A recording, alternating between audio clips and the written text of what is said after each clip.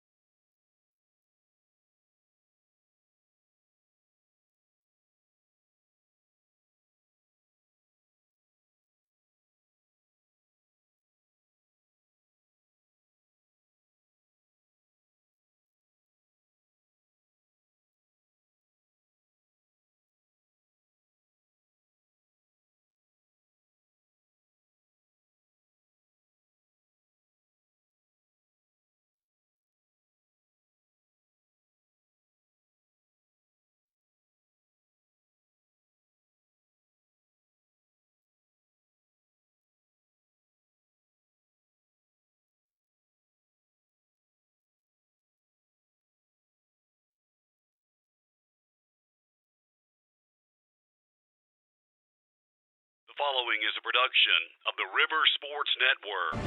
Yeah, the stage is set. Yeah, the lights are on. Yeah, they have opened the doors to their house. Yeah, and we got a little situation in our hands.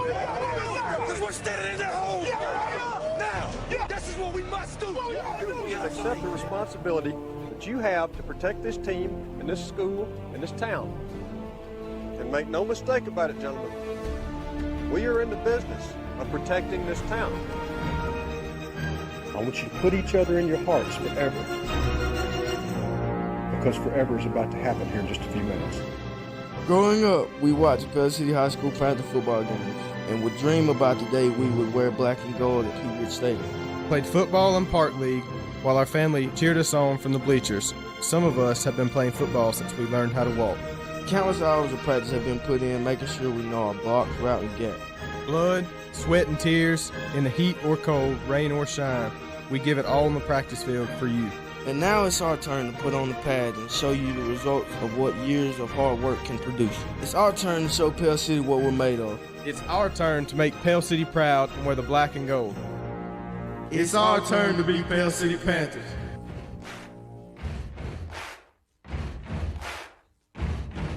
Welcome to Pell City Panther football on the River Sports Network with Adam Stokes on play-by-play, color commentary by Lance Bowman, sideline reporters Scott Elliott, David Birmingham, and Alan Rowan on stats, and producer Tiffany Studdard. The lights are on, and we're ready for some high school football. Let's go to the stadium.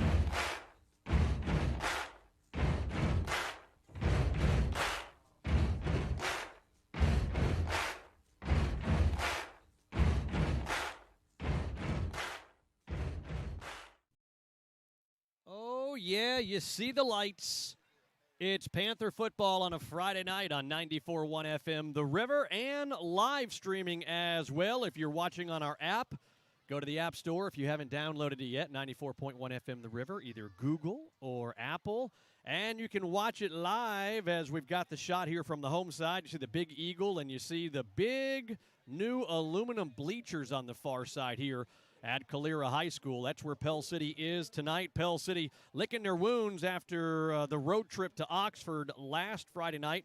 Lost that game 35-10. And now the Calera Eagles here hosting our Pell City Panthers. And there's going to be a lot of hosting of our Pell City Panthers over the second half of the season. Calera coming in with a 2-2 record. First-year head coach and first-year head coaching job as well for Coach Jason Hamlin. And the Calera Eagles coming in again 2-2, a win against Demopolis and a win against Chilton County, and a couple of losses against Jackson Olin and in Pelham. Adam Stokes along with Lance Bowman roving the sidelines tonight are Scott Elliott back from eating bullwinkle in Alaska. How are you, man? How's everything down on the sidelines for you? Oh, not too bad. Not too bad tonight. It's a great night for football. A little chilly, but not too bad considering.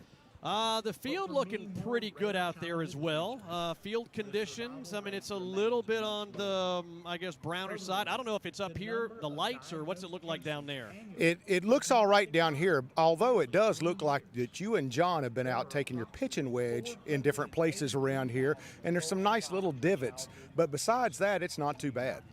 Oh, man, we got game time conditions. You give us some Serve Pro at St. Clair County game time conditions? It's 70 degrees right now, humidity 51%, dew point of 51, wind from the north-northeast at 2, and it's a little chilly compared to what we've used to because of that low humidity.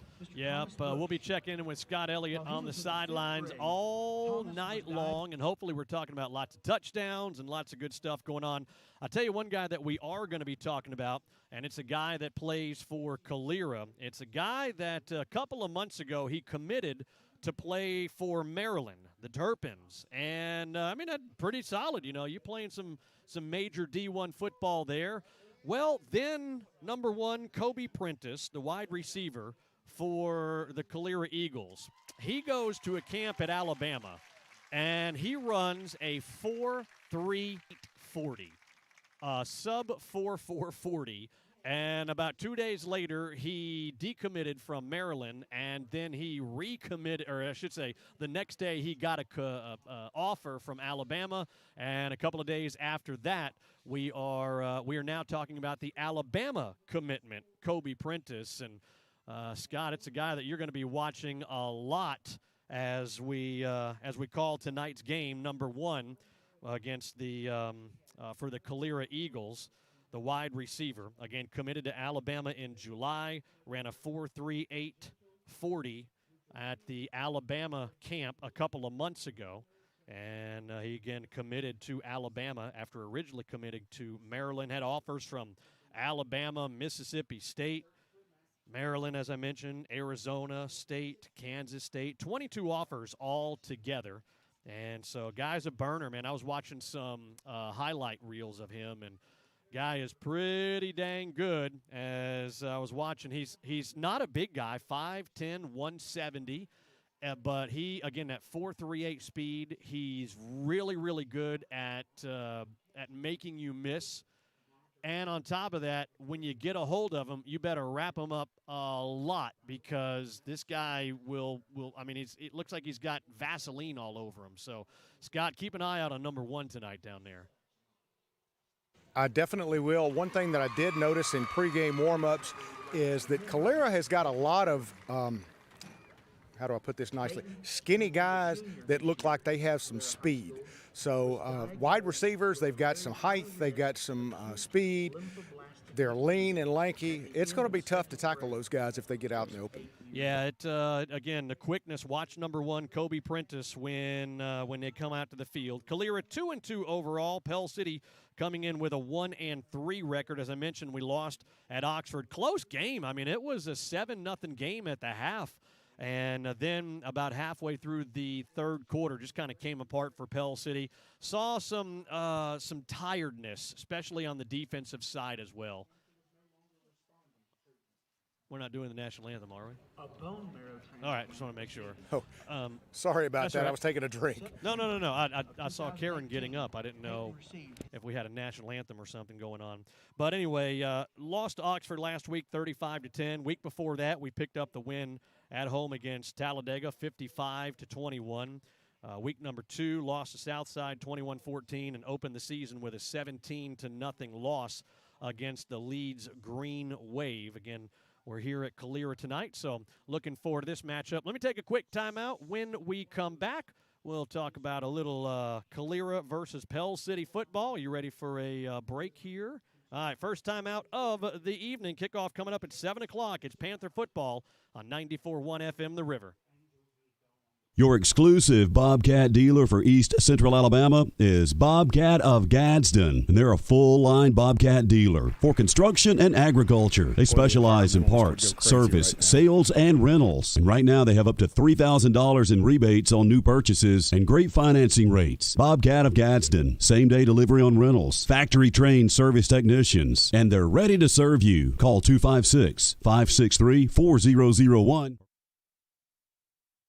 Main Street Drugs in Pell City wants to serve you by providing fast and friendly service, convenient drive-through, and home delivery. All major insurance plans are accepted, including workman's comp claims, free COVID vaccines, and wellness checks for PHIP insurance plans, including spouses by appointment. And the gift shop has everything you need to show your team pride: football spirit wear, game day jewelry, stadium bags, hats, home decor, and more. Like them on Facebook. Main Street Drugs and Gift Shop, your hometown drugstore. I was finally ready to buy my first home after renting for the last several years. As I started my search, I got overwhelmed by how many websites and confusing listings there are. That's when I found the experts at ERA King. To me, ERA means expertise, reliability, and activity. I depended on them to find a home in my budget, and they didn't stop working until the keys were in my hands. ERA King. To us, it means always doing the right thing for every client. What will ERA mean to you? Find out at eraking.com. Looking to break free with internet that will not hold you back? Only Hargray offers the fastest internet in town with unlimited data, as well as local service and tech support. Try Hargray stress-free with no contracts and a 30-day money-back guarantee. If you want speed, reliability, and great value, call 205-350-9885. Go to Hargray.com for more and switch to Hargray today. Hi, I'm Adam Stokes, owner of 94.1 FM The River. Thanks for watching high school football here on our social media platforms, whether you're watching Pell City or Springville. Also want to thank our advertisers who support us and allow us to bring this product to you absolutely free of charge. You pay nothing to watch this broadcast thanks to our advertisers. So if you need their services, please give them a call. If you know them or you're around town, stop by, let them know that you appreciate them supporting our communities and our teams, and we ask that you do the same. If you have a business that you would like to get in front of nearly 20,000 eyeballs every Friday night, yeah, between Pell City and Springville, nearly 20,000 views for these two football broadcasts. You can shoot us an email, adamstocks@theriver941.com. That's adamstocks@theriver941.com. Go Panthers, go Titans. You see the Pell City High School Marching Band of Gold coming on into the stadium here at Calera High School. The Calera Eagles, Adam Stocks along with Lance Bowman, 231, 280, 65. Which way did you come up there, LB? 231. Oh, that's not bad drive that way. It's a straight shot. Yeah. Last time we were here a couple of years ago, we came down 65. Oh, man. Everybody was heading down to Orange Beach for the weekend, and it was nasty. It took about 2 hours to get here. So if you go by the Pell City Steakhouse, you drive for 59 miles straight. And then the last two, you make a left, a right, and a left, and you're here. Well, we got here super early, right about 2:30, 3 o'clock. I thought the four-way stop in Springville was kind of screwy, man. The downtown area there, I don't know if it took you a while to come through there, but, man, it took forever just to come through like 2 traffic lights. This is the mess. For the late arrivals, good luck. And there's nobody to help you. Yeah, we were just talking about it. Matter of fact, during the break, we were looking behind us, and Lance is pointing to the parking lot behind us. It is packed. I mean, it's a standing room only on the home side. Visitor side, good crowd, visiting crowd by the Pell City Panther faithful across the way. If we can get a wide shot of the stands, let everybody show what kind of fans we got. I don't know, Lance, if you remember, they've redone the visitor side. It was a really small, rinky-dink visitor side, and you see now, I mean, that's as big as a lot of home sides, that new aluminum bleacher they have over there. Yeah, very nice. You got plenty of room for a visiting team there. That's about as nice as you're going to find for your road seating right there. Yeah, on the road, getting ready to take on the Calera Eagles. Look at that. The man, the myth, the legend. Look at him. Bubba Roberts coming into the coach's box next to us here. They go inside, and I see you brought the hoodie tonight. Yeah, it's hoodie weather, man. We're going to be in the 60s, probably in the 50s before the game's over tonight. See the cheerleaders from Pell City High School, a nice banner that they made, getting ready for the Panthers to come on out here. We got a kickoff coming up at 7 o'clock. If you are watching, then we appreciate that. You can watch on YouTube and Facebook. Easiest way is to download our app, which is 94.1 FM, The River, our app, and you can just a couple of clicks away from, you can watch us live on Friday night. So simple as that. The app, go to the App Store, 94.1 FM, The River. And I'm hoping that we're talking about a big Pell City win tonight. It's going to be tough, Lance. I haven't talked to you all week. We texted a little bit. We've got some major players that are out tonight. 24, Quentin Hicks, our main running back. He is not going to be playing tonight. He's banged up, not COVID-related. None of our players are that I'm going to tell you about. And then also Kentrell Borden, wide receiver, defensive back. Those two are hard to replace. A lot of guys are going to have to step up tonight to come on the road and get a victory here at Calera. Yeah, no question. I mean, I would say prior to learning that those two guys were out, and of course I knew that Hicks took a tough hit late in the Calera 2-2, Pell City 1-3. Defensively, both teams give up about the same amount of points. Let's see, what do we got going on? Hey, I want to thank some sponsors for helping us get out here with this live stream. Again, absolutely free of charge. Want to thank our pregame sponsors. You see Pell City Internal and Family Medicine sponsoring our pregame, as well as ERA King Real Estate. Appreciate those great folks. Hargrave Communications and McSweeney Automotive. Want to thank Bobcat of Gadsden sponsoring our own Scott Elliott, who is about to walk with the players. We're going to have the coin flip coming up in just a couple of minutes. I see the captains for Pell City coming out. I think Smitty is a captain, and who is this? Oh, no, it's the white jerseys with the really light gold numbers. Oh, man, I hate these jerseys. Who's the other captain? Can you see? Yeah, Colin Smith is the captain tonight, as you mentioned, and number 9 for Pell City, Jaden Coleman, a captain. And standing with our 2 captains are a couple of guys, Adam, that I wish had their full uniforms on. Guys you've already mentioned, Kentrell Borden, wide receiver DB, out tonight. Probably the biggest big play potential guy on the roster. And then Quentin Hicks, our leading rusher, he is out as well tonight. Yeah, I think we've got, well, here come the captains for Calera. So we're going to, of course, take a listen into the coin flip, which is brought to you by State Farm agent Bart Perry. So as they make their way to the middle of the field, Pell City obviously the visiting team, so we're going to be calling heads or tails. And absolutely packed house here at Calera High School. The new high school is only about 10 or 12 years old. It's kind of to our back right shoulder. I went into it earlier this afternoon talking with the principal and the coach, and really, really nice. So let's go take a gander as we go with the coin toss. You see the 2 captains for the Pell City Panthers making their way to the middle of the field, the 4 captains for Calera. So let's take a listen in to the coin flip. Again, Pell City going to be calling heads or tails. Number 2, Shake hands, introduce yourselves. Number 24, Quentin Hicks.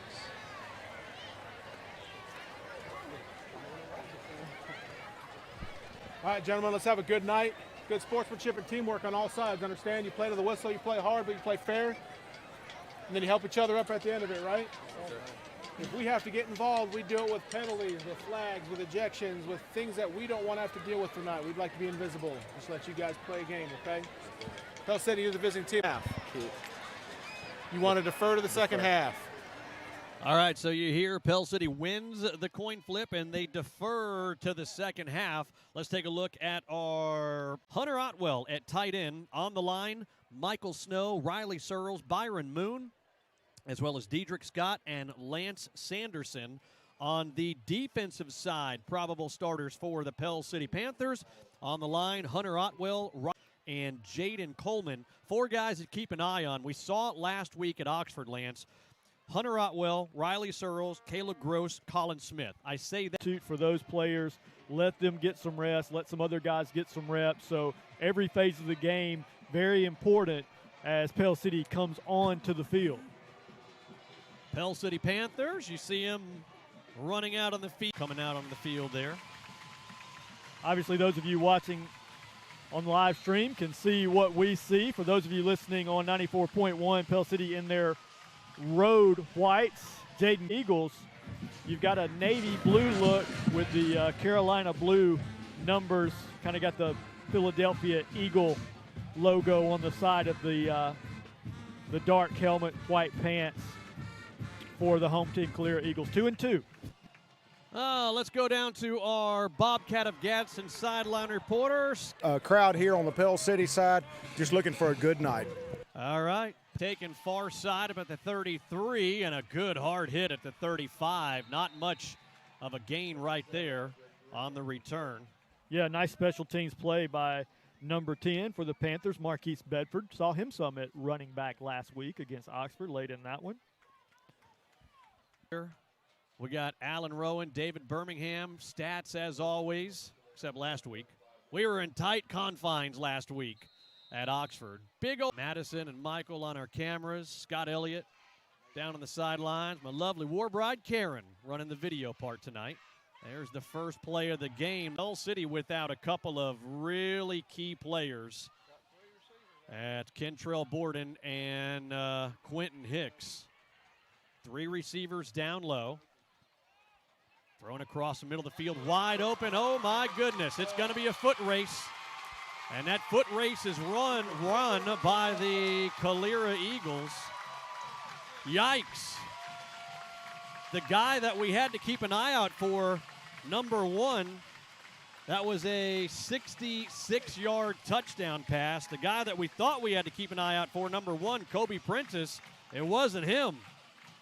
Yeah, it was a slant route. It wasn't even really like a quick slant. It was kind of a run down, and he hooked it in kind of slow, talking about Farrington. And, man, he just takes it to the house untouched, Adam. Yeah. Big hole right in the middle of the field, and then he just took off with it. Awaiting the PAT. To the upright to our left. The Eagles 7, Pell City nothing. It's Panther football on 94.1 FM The River.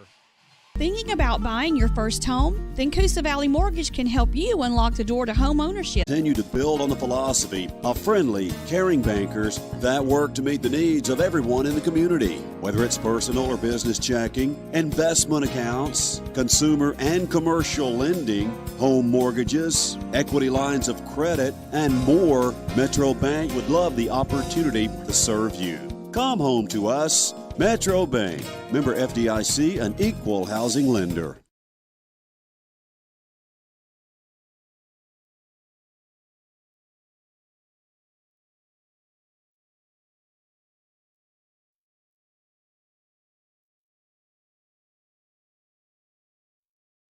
Back here at Calera High School, Calera on the board first, 7-0 with 11-12 left to go.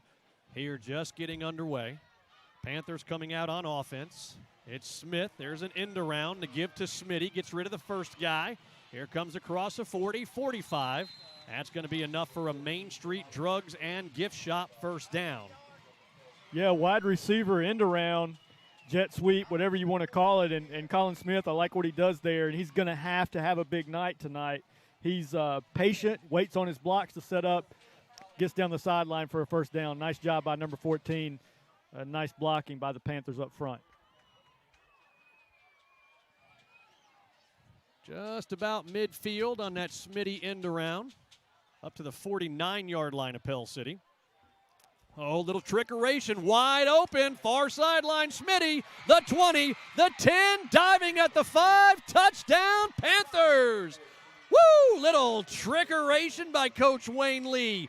Second play on offense for Calera, touchdown. Second play on offense, Pell City touchdown, awaiting the PAT to tie it up. Yeah, nice play. We talk about Wayne Lee. Hasn't done a lot of going into the bag of tricks much in his tenure here with the Panthers. Perfect play call, perfect execution. Man, Colin Smith, I got to take my hat off to you, buddy. I said you got to step up and have a big game tonight with the injuries, and a first down followed by a touchdown. Great pass by Gross. PAT by Richard, up and good. We're going to keep it here, kind of let everybody reset. We got a couple of new folks on the video side. What you got, Scott Elliott? One thing that I was talking with Coach about in pregame is about Colin Smith, how he's looked really good these last few games, and he's going to need a big game tonight. Well, Coach just let him go, and he showed it right there. Yes, he did. That was a 51-yard touchdown pass and catch. And I got to tell you, a little birdie told me that there was a trick play with her son that they were practicing this week, and she was hoping she'd see it. We saw it, and it worked. Second play of the game, perfect timing. And I was going to say, Adam, this is a game that Pell City's got to get in the 20s at least for this thing to be competitive, because I think there's a good chance for Calera to get there. I hope not, but I think Pell City needs 3 scores or more, so great to see the offense come out and get that big play early. We're going to take a look at that replay coming up in just a second. High end over and kick, and Jake Blackstone's going to throw that one out of bounds. Let's take a look at that touchdown again real quickly, that Smitty touchdown. Let's go to camera 2 right here and take a look at it. A little bit tighter view. You see there's the throw. There's Smitty right there, and he's starting to turn the burners on. And a nice touchdown there. 7-7 is the score here with 10:24 left to go in the first quarter.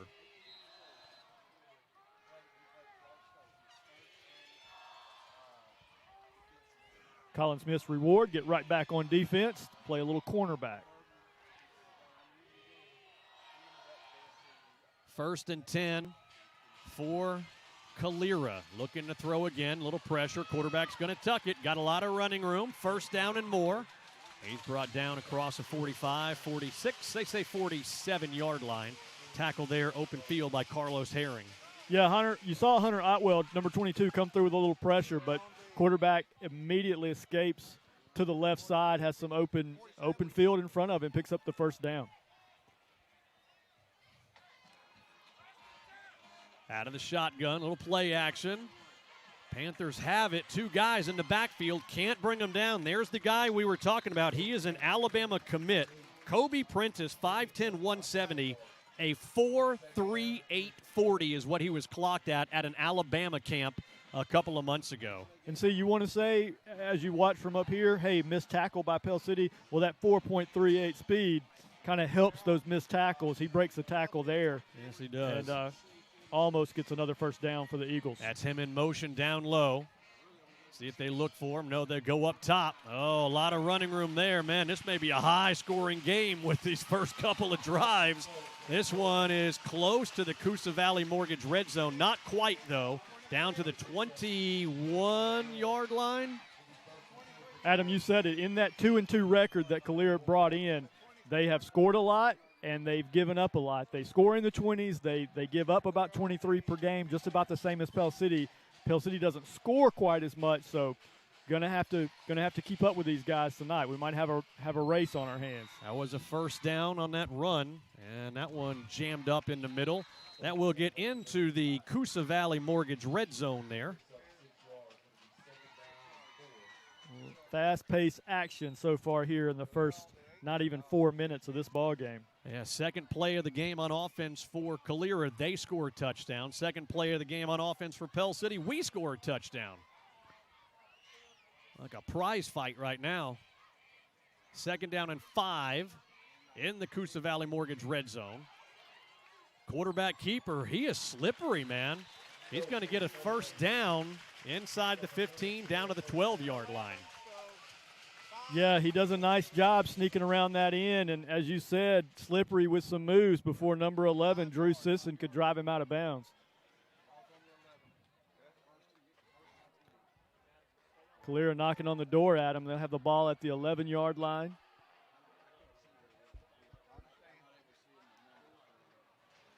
First and 10, just outside the 10-yard line. There's the throw. Boy, again, there's touchdown number 2 of the night for the wide receiver, Braylon Farrington. That was an 11-yard touchdown pass to Farrington. Yeah, right now, here in this, I say the first quarter, just the opening minutes of the game, not even 4 minutes yet gone by. 13-7, awaiting the PAT to the upright to our left. This kick is up, and it is good. It is a little nippy down here. Come about halftime, I'm going to be coming up there to get my jacket. I'm definitely going to need to. One thing I want to know is, what is the over-under on this game tonight? Apparently 102. I'm taking the over at this point. 2 drives on offense for Calera, 2 touchdowns, 1 for a touchdown on for Pell City. So we're about to see our second possession on offense here, unless we get a big return.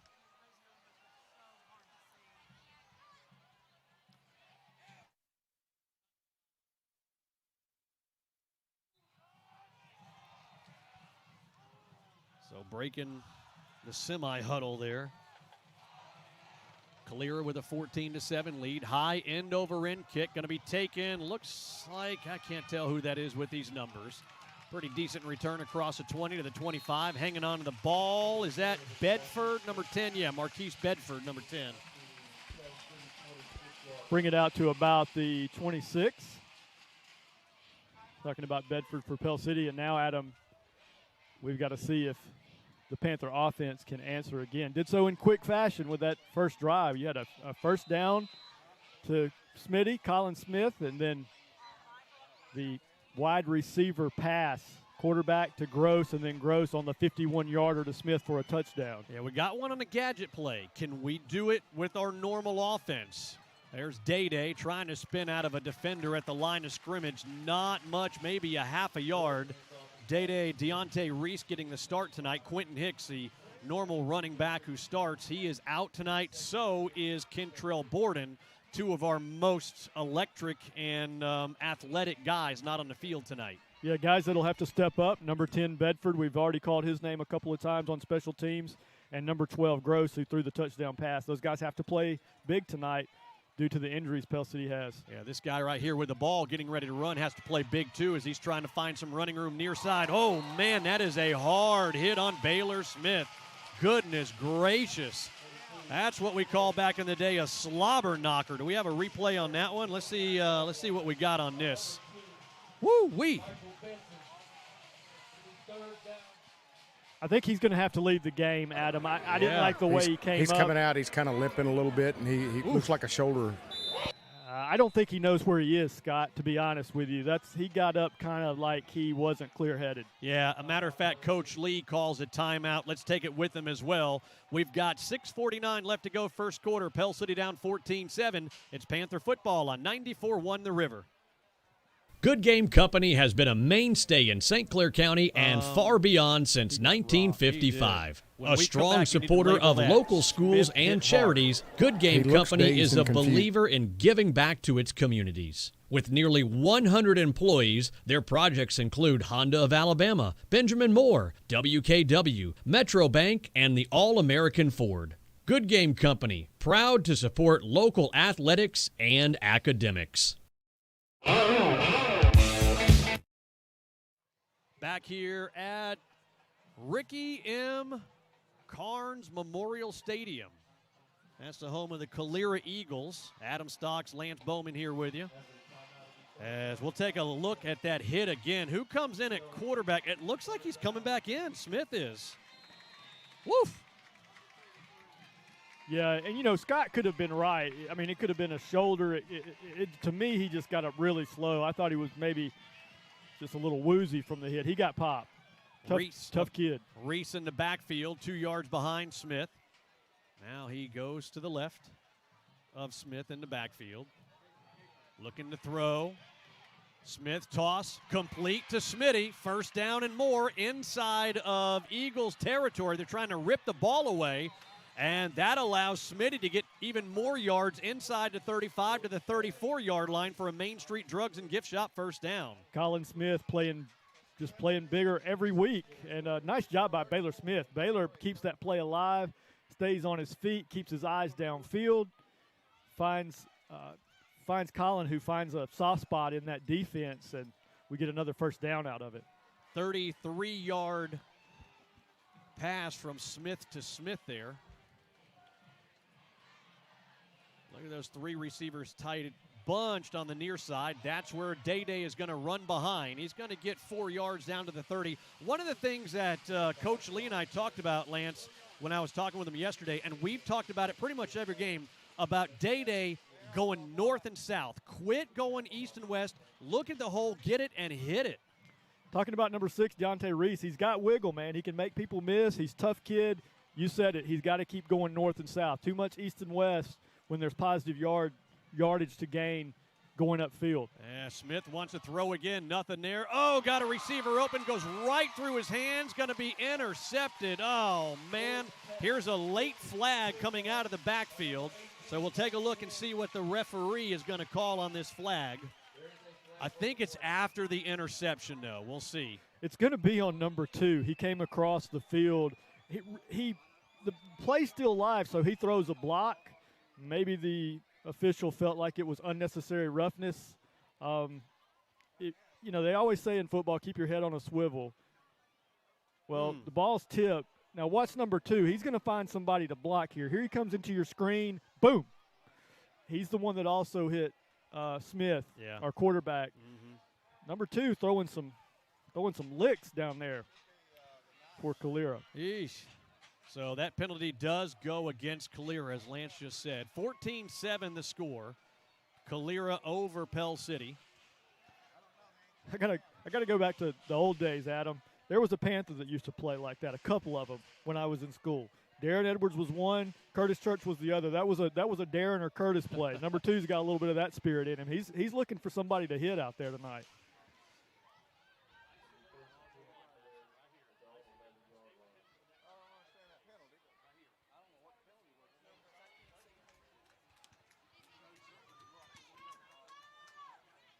First and 10, the ball at the 10-yard line of Calera, and we've got a stoppage of play. You see the referees on the top of the screen. Referee on the far side coming to confer with the white hat.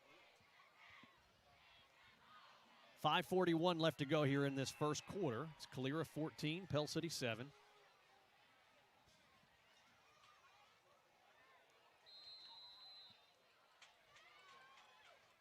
Time for this Pell City defense to show up. This possession right here. Well, there's a give to the running back. Trying to find something right side. Good job by the defensive line. Still going to be it'll be about 3 yards, up to about the 14-yard line. You're right, Lance. Right here, especially the way the first two drives, two big, long touchdowns for the Calera Eagles. We got to stop them on this one here. Hunter Otwell in on another tackle there. Otwell off to a great start. Second down, we'll call it 7 from up here. Here in the first quarter. Here comes some pressure. Nothing there. Throw. It's going to be intercepted by the Panthers. The 20, the 15, 10, 5. Driven out of bounds. It looks like Isaiah Bossy with the INT. And just like that, the Panthers are in business in the Coosa Valley Mortgage red zone. Well, it starts with Hunter Otwell again, and we'll see it on the replay in just a second. He puts pressure once again on the Calera quarterback. Quarterback's going to roll to his right, and then he tries to make that hard pass across his body. You'll see in the later parts of that after Bossy got the interception and took it down all the way inside the 5-yard line. So Pell City, first and goal inside that Coosa Valley Mortgage red zone. Smith directing traffic at quarterback. Looks like Bedford as the fullback and Deontay as the tailback. Tight formation. There is the give to Reese. One defender misses, courtesy of some good footwork, but maybe the line of scrimmage, Lance? Yeah, the battle was won up front by the Calera defense. Deontay Reese, number 6, he does a nice job not to lose yardage on the play. He fought for everything he had to get it back to the original line of scrimmage. May have lost a foot or so, but second and goal from just inside the 5. This is huge. We have to score on this drive right here, this gift that they gave back to us. Second and goal. There's the give, running far side. Here comes some flags all over the place, and Bedford is going to be brought down. No gain, and it's going to be a penalty against the Pell City Panthers. Eeks. Not that it obviously wouldn't have mattered, but I thought Bedford needed to stay outside there. He cut back into traffic when he had a little bit of a lane. Maybe should have made a race for the pylon. That's all for naught anyway, as we're going to get backed up 10. Yeah, that's where that number 10 next to his name on our roster may play a little into it. A sophomore, so still learning to play that varsity game. Scott will come down to you in just a second. Going to go down to Scott Elliott right after this play.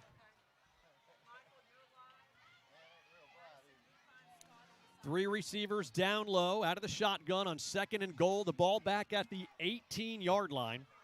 4:08 left to go first quarter. You see the score, 14-7 Calera. There's a throw. Oh, my goodness, this is going to go all the way the other way. Oh, Smith can try to stop it,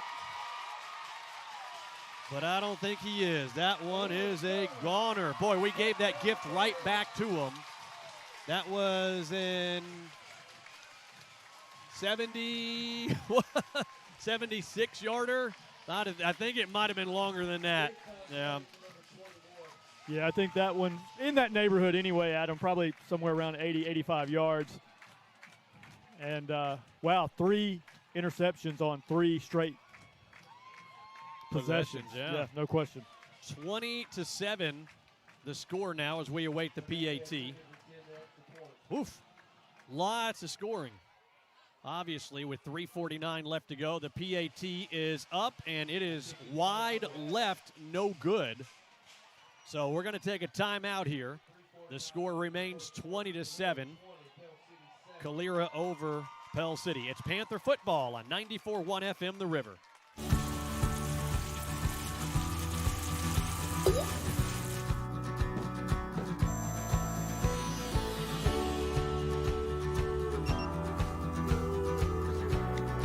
When fire and water threaten your home, hand the cleanup over to the team that stays with you every step of the way in your journey back.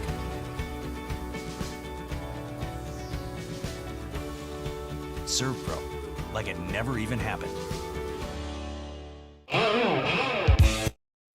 Back here at Calera High School, 3 interceptions on 3 back-to-back-to-back possessions. And unfortunately, Pell City can't capitalize on the gift they gave us.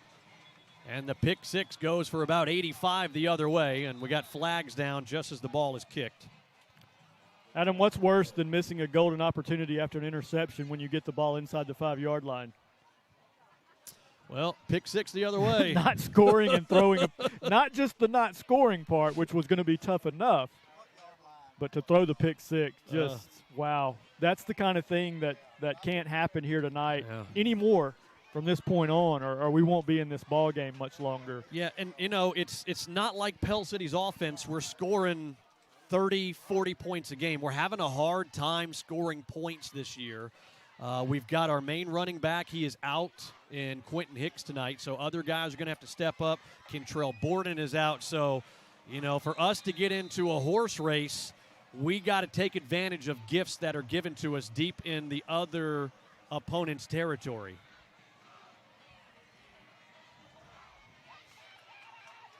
Return man near side for Pell City, takes it at the 5, drops it. It's Herring. Oh, Herring could have kept his feet, had a whole lot of running room, but still a good job by Herring after that little bit of a juggle up to the 31-yard line. A deep man on a kick return drops the ball. You hear a gasp from the fans, a momentary panic. I always get a little excited because typically the kick covers team will break out of their lanes. They'll lose their lane assignment, and we've seen Herring already return 2 kicks for touchdowns this year. He's just extremely fast, great return man. One of those called back, first game of the year against Leeds, 95-yarder, but then he hit an 83-yard kickoff return against Talladega a couple of weeks ago. Ball is at the 30-yard line. Pell City, let's see if we can respond here. 3:42 left to go here in this first quarter. You see Calera 20, Pell City 7 if you're watching the live stream on our app. Oh, there's Smitty. He has to go back, throws it up. Oh, goodness, get out of bounds. That was close to a backwards pass. And we're going to live for another down on that one. Do they say? I think they say it's a backward pass. Do we lose all that yardage? It looks like it. Look where they're spotting it. Yeah. Yeah. Not the smartest play by Smith there. Well, the ball hits the field. He's got a choice to either jump on it and be down right there or try to do something with it, and I think he just got up and threw it as quick as he could. Unfortunately, it was a lateral behind the line of scrimmage, so it's going to be a loss of yardage. 3:34 left to go here. Smith again looking to pass, under some pressure, dumps it off, complete across the 30 to the 34-yard line. Smitty with another big catch. Still 3rd down and long for the Panthers, though, with 3:15 left to go first quarter. Despite Baylor Smith's troubles, that's about the 3rd time tonight that he's been able to throw the ball under pressure, keep his head up, get it downfield. So he's doing a nice job keeping plays alive when he's running for his life back there.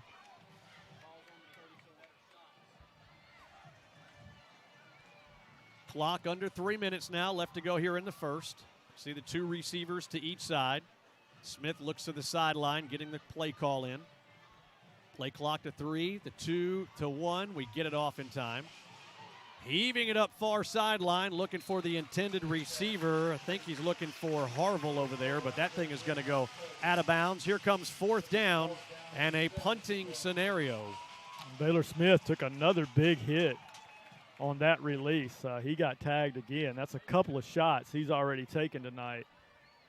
And you see the return man back there. Let's see if we kick it to him. Kobe Prentice, he's an Alabama commitment.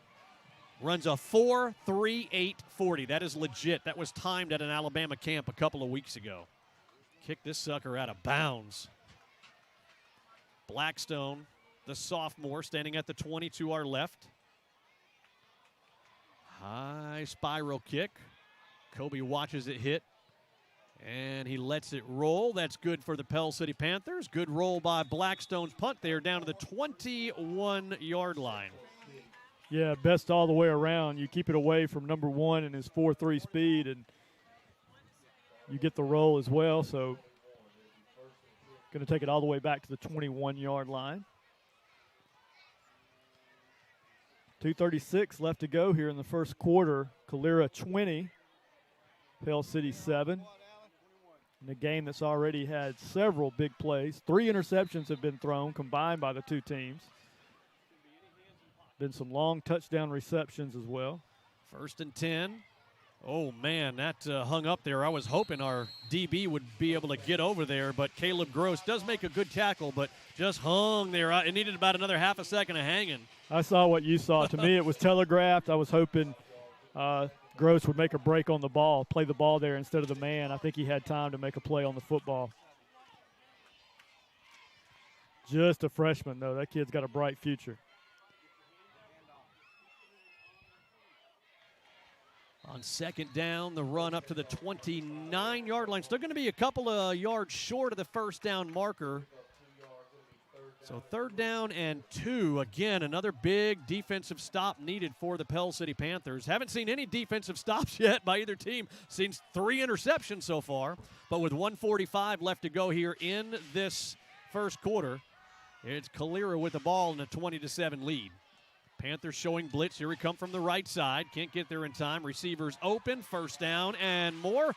Across the 40. Got to bring him down to the 44-yard line. Just if you can't get your defense to react a little bit quicker to that type of play, it's going to be a long night. I mean, he just looked to his sideline and fired a pass, and it just went for too much yardage. Not picking on Pell City. We're homers for sure, but we got to play better than that. Looking near side. There's the Alabama commitment. Oh, you see the speed. Watch this cut, and there he goes. Bye-bye, number 1, Kobe Prentice. That is why he is going to the University of Alabama. I was talking about it in the pregame where he had a 56-yard touchdown catch right there. He's so fast. You saw everything. You saw his hands. You saw his ability to make the first man miss. You saw the feet, and then you saw that 4.38 speed. It was all there. And how does it start? You're not going to play up on a guy like that. You got to give him a cushion. So when you give him the cushion, you got one shot to make the tackle when he gets the ball in his hands. And, yeah, we saw the speed right there all the way. The extra point is up, and that one is good. So 26-7, the score now. Calera over Pell City. Let's take a timeout. 1:03 left to go first quarter. It's Panther football on 94.1 The River.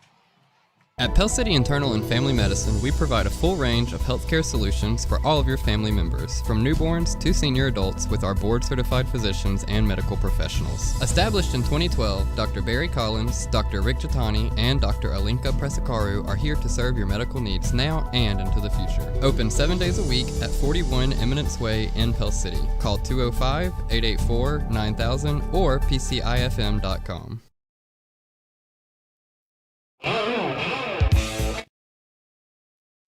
At Calera High School. We may get out of here by midnight. Holy tamale. It is 27-7 with 1:03 left to go in the first quarter. And I'm surprised. I knew that there would be offense in this game. I didn't think Calera would have 27 in the first quarter. I'm really hope we can shore some things up here. Return man near side for Pell City. Good open hole right there, and good return by the Panthers all the way to the 45-yard line on that return by Pell City. Is that Bedford again? Marquise Bedford with a good return. Look, you see the holes. We can see them from up here. I think we're going to have the opportunity to have a big special teams play. We just got to keep those kickoffs from coming our way after touchdowns. Yeah, we've got to. We don't want the answer for our big plays tonight to come through the kick return game. I mean, not consistently anyway. Obviously, that means we'd be giving up touchdowns. So, Panthers running near side, hard run, but not much there. There again is Marquise Bedford with the run. Marquise, just a sophomore, 5'9", 185. He's a load, but he's a young guy. Yeah, it's basically going to go for no gain. Couldn't quite find a hole to run through there.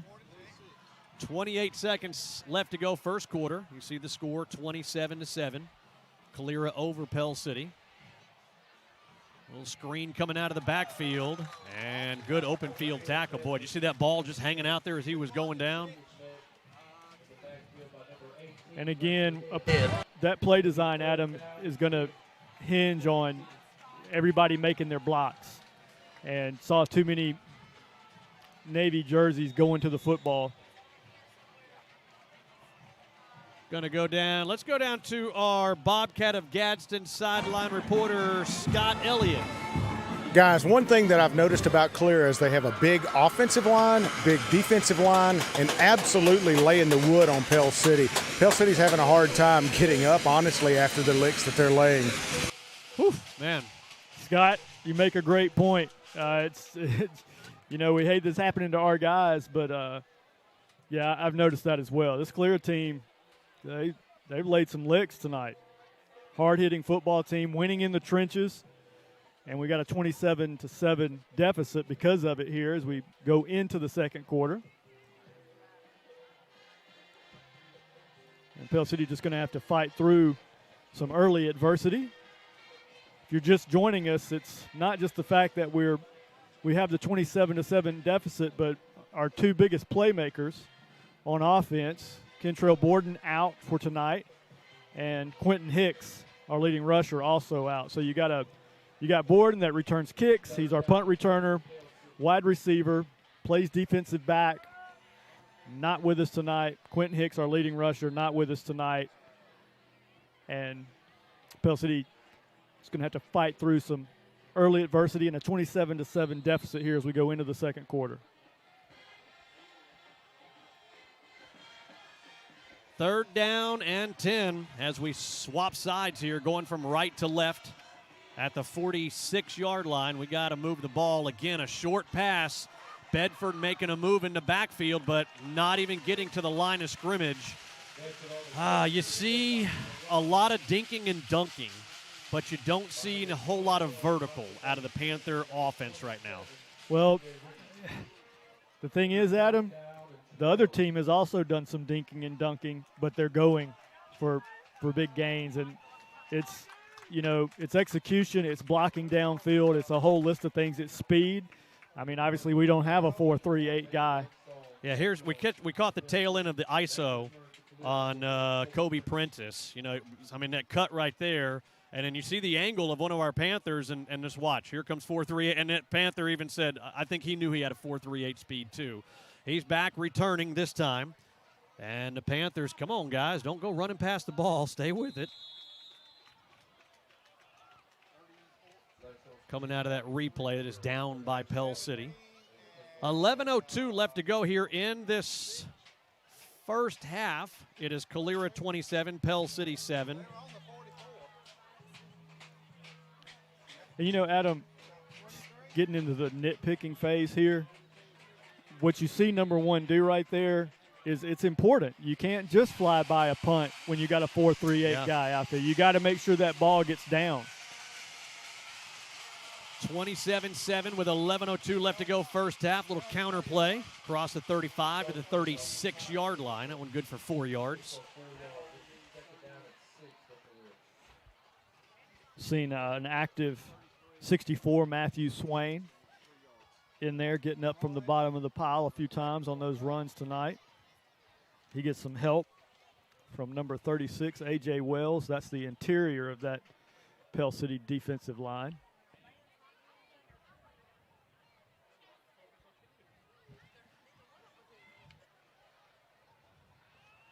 Running far side, picking up a block right there. Then a spin, a missed tackle by Pell City. Running him down from behind. Riding him down is Hunter Otwell.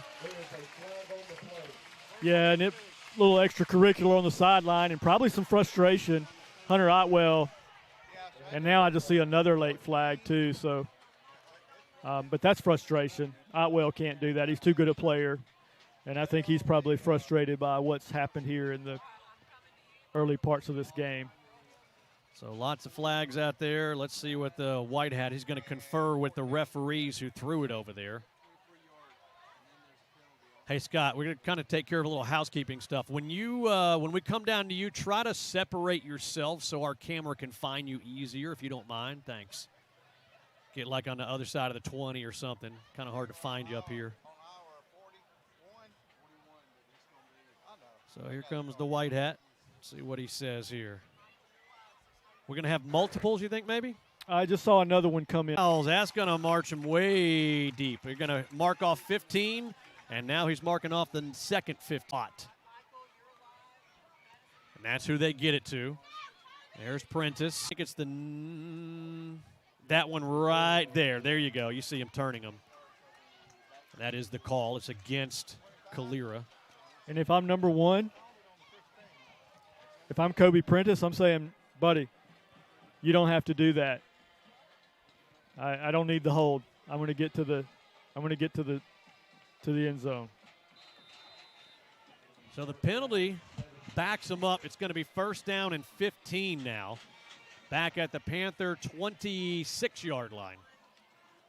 Got 10:07 left to go here in the making a tackle. Looks like Jaden Coleman, one of the Panthers on the tackle there. The run. Close, but not quite. Third down and 2 for Calera at the Panther 11-yard line. Going to be under 9 left to go in the first half. Next snap. Number across the middle on the passing. They have been close to unstoppable here in the first half. Third down. They are going to pass. Quarterback. Let me see if I can find him. The quarterback. Is that a 3 or a 9? I can't tell. Quarterback for Calera. Either way, it's going to mean 6. Another 6 on the scoreboard. Holy on us in the first half. The PAT is up, and it is good. So let's take a timeout. 8:41 left to go here in the first half. It is Calera 34, Pell City 7. Panther football on 94.1 The River. Discover the Diversicare difference at Diversicare Pell City, where we are a respected provider of post-acute healthcare services. Whether Diversicare Pell City has a comprehensive team that is trained to administer high-quality healthcare. If you would like to learn more about Diversicare Pell City, call 205-338-3329 or visit diversicareofpellcity.com. With the camera. Excuse me, first half, lots of scoring. We've had long touchdown runs, long touchdown passes, pick sixes, couple of touchdowns by Kobe Prentice, wide receiver going to Alabama next year. Good deep kick. Return man for Pell City. Far side takes it at the 15. Across the 25 to the 27-yard line. Right here, Pell City's just got to keep the composure. Oh, we got a Panther down. See if we can get a shot on that Panther there. She's got it. Look on 2. Yeah, it's Isaiah Bossy, and unfortunately he's clutching his right knee. I got a good look at him. Obviously not going to speculate what exactly is going on, but I can tell you that it's his right knee that he grabbed with both hands. 8:35 left to go here in this first half. Take a look at some first half stats for the Pell City Panthers. 110 total yards. Our stats, by the way, of course, brought to you by Allen Service Company. 5 of 7 through the air for 86 yards. On the ground, 6 rushes for 24 yards. That's that 110 total. You got Smith. Let's see. Is that receiving? That's rushing. Yeah, 1 rush. Smitty, 1 rush for 14 yards. 3 catches for Colin Smith for 97 yards and a touchdown on that gadget play. Let's see what we got. Reese, 3 carries for 4 yards. Quarterback Baylor Smith, 1 rush for 6 yards.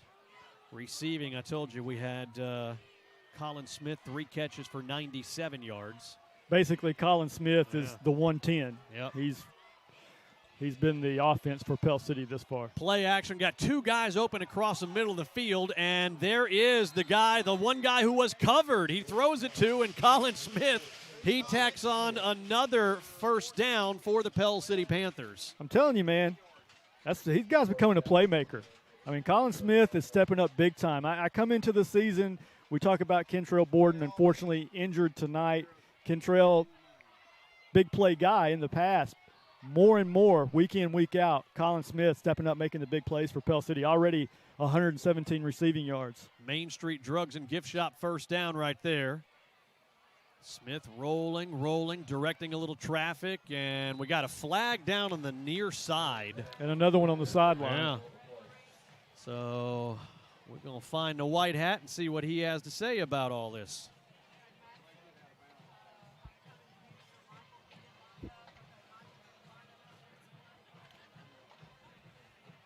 I recognize one of those officials. Personal foul against Calera. Okay. Hey, we'll take 15 any way they give them to us at this point. 8:12 left to go in the game. You see on the scoreboard if you're watching on our app, 34-7 Calera. One of those officials used to wear the black and gold. We need some help, man. Help us out down there. We'll take any we can get. Is Witten down there? Yeah, Witten's working this one. Come on, Brian Witten.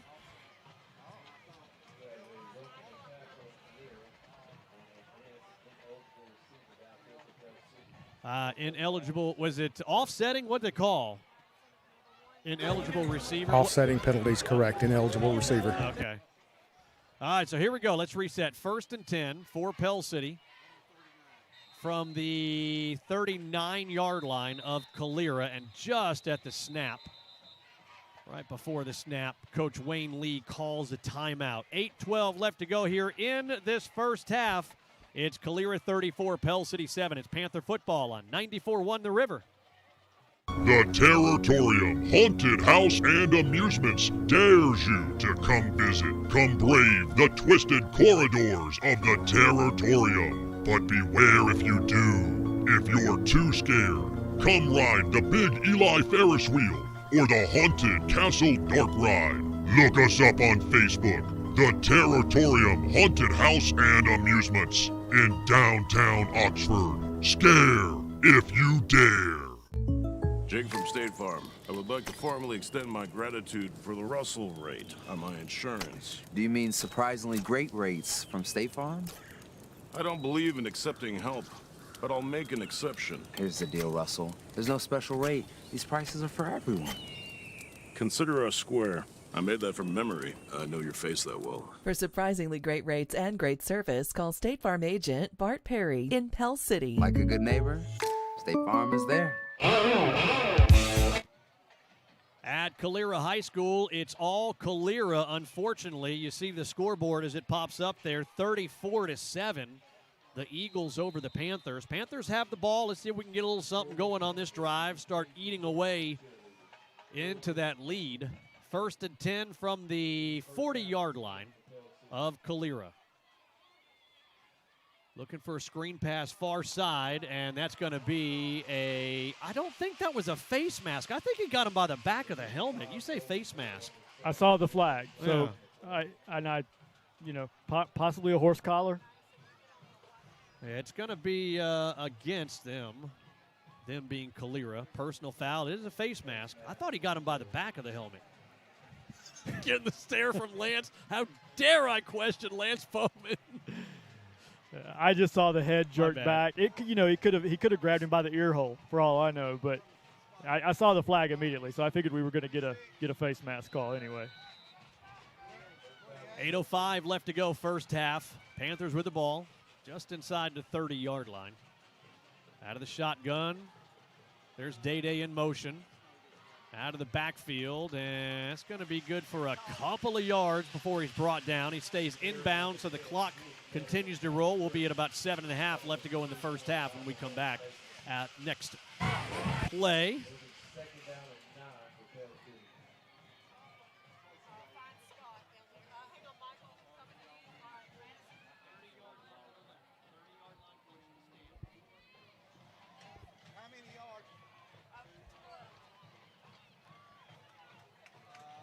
There's a run by Pell City, not a whole lot. Let's go down to our Bobcat of Gadsden sideline reporter, Scott Elliott. Number 37, Bossy, got an injury, a knee injury on that previous play a couple of plays ago. He is questionable to return for the rest of the game. All right, appreciate that update, Scott Elliott, on Bossy. Hopefully he will be okay. Questionable to return tonight.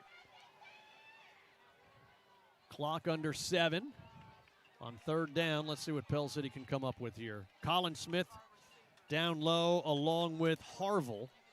Those are the 2 receivers down to the bottom of your screen there. Looking deep, nothing there. Smith throws. It is complete. Going to be a 1st down and goal to go. That's going to be enough for a Main Street Drugs and Gift Shop 1st down on 3rd and long, moving to the chains. Yeah, once again, Baylor Smith able to buy time, move around in the pocket, but keeps his eyes downfield and throws on the run. He's done that at, I would say, 3, maybe 4 of his 7 completions have been when he's come up in the pocket. You think he's going to run, maybe try to pick up some yardage on his feet, but at the last moment before passing the line of scrimmage, he'll fire the ball downfield for a complete pass. 1st down, goal to go in that Coosa Valley Mortgage red zone. 3 receivers down to the bottom of the screen. He's looking timing pattern, looking for Smitty. Up, and does he hang on? No. It gets jarred loose at the last second. We apologize. It's on the very corner of the end zone, and unfortunately, where we're positioned in the press box, we couldn't get to the corner, but he had it, but good job by the DB jarring it loose, really. Yeah, Colin did everything right. He went up high. The pass was there. The pass was on target. He gets his hands on it, but just like a DB is taught to do, you play all the way through the play, and at the very last second, he was able to push the ball out of the hands of Colin Smith. Out of the shotgun. Resplit to the back of him in the right field. To the right of Smith in the backfield. Picks up the good block. Still rolling. It's caught inside the 5. Can he drag the 3 defenders across the goal line? No, he gets close, down to about the 2, maybe 1.5 yard line. Yeah, you said it. The forward progress is going to take this ball inside the 2. Number 5, Herring, does a nice job going up and getting the ball, and then when he comes down with the catch, he keeps those legs driving, and he almost got himself into the end zone. 5:05 as the clock rolls here in the 1st half. Panthers down 34-7. There's the give to Reese. Does he get across? Looking for a zebra on the far side. Finally says touchdown. So Pell City gets another across the goal line, and little by little, we just need to chink that armor and see what we can do. Yeah, don't underestimate the importance of that touchdown. I was really worried that Pell City was about to lay down.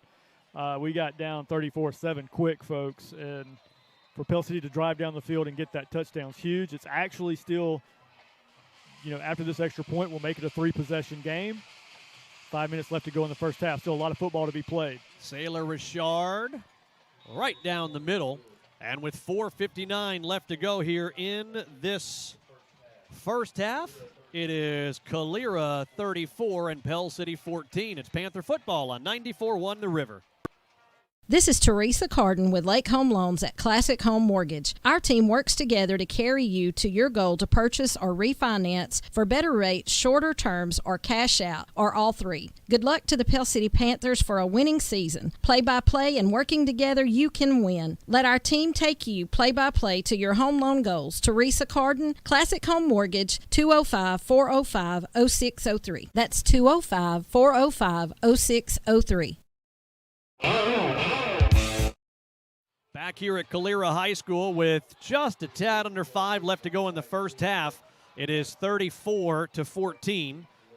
The Panthers down after a touchdown run there. Lance, you're right. I mean, that was a big score. I know the scoreboard's lopsided right now, but that was a big score for Pell City to try to stay in the game, really, and going in the locker room, which with 5 minutes left to go in the 1st half, we got to keep them out of the end zone. Yeah, I'm actually happy where our offense is. I'm shocked that we've given up 34. Short kick taken by an up man. Oh, man, look at that. Oh, yeah. Andre Green, senior up man for the kickoff return. He just found a couple of holes and went the other way. That was about a 60-yard touchdown run on the kickoff. We're running out of room. 65-yarder on that return. It's so tough because the second you get optimism going, and you think that you got a chance to climb back in this when you give up a kick return on a pooch kick. Yeah. So just talking about, that we had 5 minutes left to try to keep them out of the end zone, to have a little momentum going into the locker room. We get the ball coming out of the locker room. Missed PAT, by the way. So it remains a 40-14. We're going to keep it here. Hey, Scott, good luck with the interview at the half with Coach. Adam, I got to go to the restroom. I'll be back in about 30 minutes. Just to give you an update, right before the start of the game, temperature was 70 degrees. It's down to 62 now. Is dropping. Our game time conditions brought to you by Serve Pro of St. Clair County. I'm going to say something that's dangerous to say. I want to see if Wayne alludes to it, because I'm always just tracking with him. Every time he speaks at the half, he calls it like it is. I'm not sure I saw effort on the kick return. I didn't see guys flying to the football. And that's the worst thing you can say about your team. And I hate to say it, but on that kick, I didn't see guys flying to the football. Yeah. And that hurts, man. And that's going to – Wayne Lee might tear a visiting field house apart if he saw that the same way I saw it. And high end over end kick. Looks like Bedford, Marquise. Oh, man. I'll tell you what. And Marquise knows it's not. He's going to get an earful when he comes back on that one. Can't bring it in. It goes out of bounds, and bad field position for Pell City at our own 15-yard line. And I said this to you, Adam, off the air, but when kids are 15, 16, 17 years old and they lose their best two players, don't think that can affect them mentally. I mean, young guys sometimes, and I don't know if we had the wrong mentality getting off the bus, but it just has you asking questions. I did not expect a 40-14 score with 4:38 left to go in the first half. Panthers with the ball, 1st and 10. There's the give to Reese. Cuts it back inside at the 15 up to the 19-yard line. That's good for a 4-yard run for Deontay Reese, better known as Day Day, in the halls of Pell City High School. And don't forget, we're going to have the halftime show, Pell City High School Marching Band of Gold. Want to thank our good friends at Good Game Company.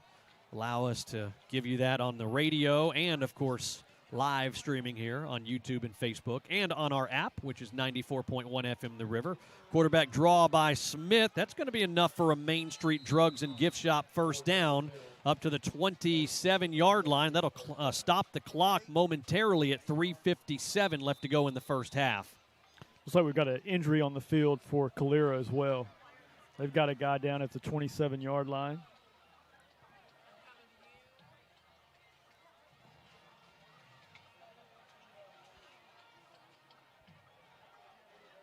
Yeah, we've talked about Kobe Prentice, the wide receiver for the Calera Eagles.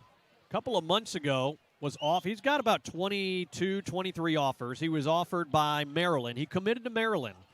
Then he goes to a camp at Alabama, the University of Alabama. He runs a 4.38 40. The next day he decommits from Maryland. The day after that, there is an offer on the table from the University of Alabama, and a few days after that, he commits to the University of Alabama. And as a Crimson Tide fan, I'm glad myself. We've seen him with some pretty nifty moves and some blazing speed for a couple of touchdowns out of number one, Kobe Prentice, tonight for the Calera Eagles. He's got the speed. I mean, kind of got that speed that just can't get a hand on him. 1st and 10 after that Main Street Drugs and Gift Shop first down. Hard hit right at the line of scrimmage, and Bedford might get a yard up to the 28-yard line. At this point, well, I'll just hold that. Outside of the interception, Baylor Smith's having a nice receiver down or stop the forward momentum at the 49.5-yard line. It's about a half a yard short, so 3rd and short for the Panther offense as we're under 2 minutes left to go. Clock rolls in the first half. 12 rushes for 45 yards. running back position, you've got Reese, 6 carries for 14 yards, Bedford, 3 carries for 3 yards. So still struggling to get that running game going here in the first half. Out of the shotgun, doesn't like what he sees, so Smith looks to the sideline. Play clock at 10. Gets the new call in. Play clock now at 5. Here comes a rush. Dumping it off. It's complete to Bedford, and man, Bedford barely getting that first down. The clock will stop with 1:24 left to go in the first half. That's a Main Street Drugs and Gift Shop first down. Not a bad place to be, 124. You're already on the Calera side of the field. Hopefully we can make something happen here this last 90 seconds. Well, if he could have just got away from that one defender, he had a lot of territory in front of him without anybody. Again, the quarterback draw, bounces off of a defender and a Panther, spins down to the 44-yard line, couple of 3 yards there. Again, Baylor taking what the defense gives him, but the clock is not our ally right now as we go under a minute. Second down for Pell City. Ball just inside the 45-yard line.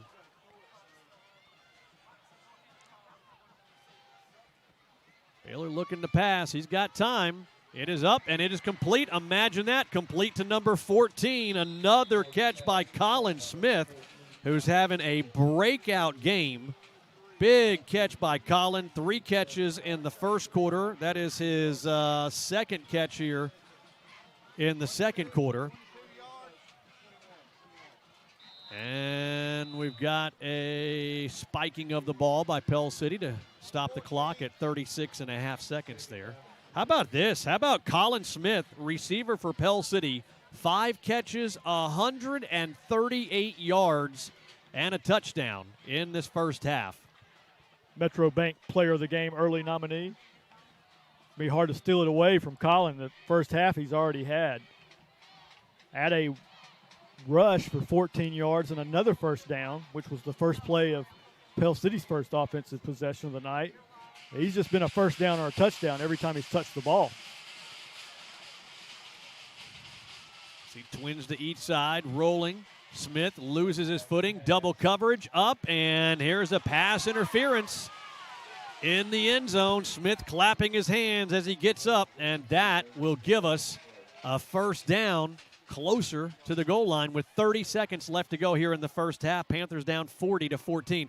If we can get in here and cut it to 40-21, we get the ball coming out of the locker room, crazier things have happened. Not sure what the home fans saw. They didn't see the same play I saw. Defensive back ran straight through Colin Smith as he went up for the football. It was a pretty obvious pass interference on that one.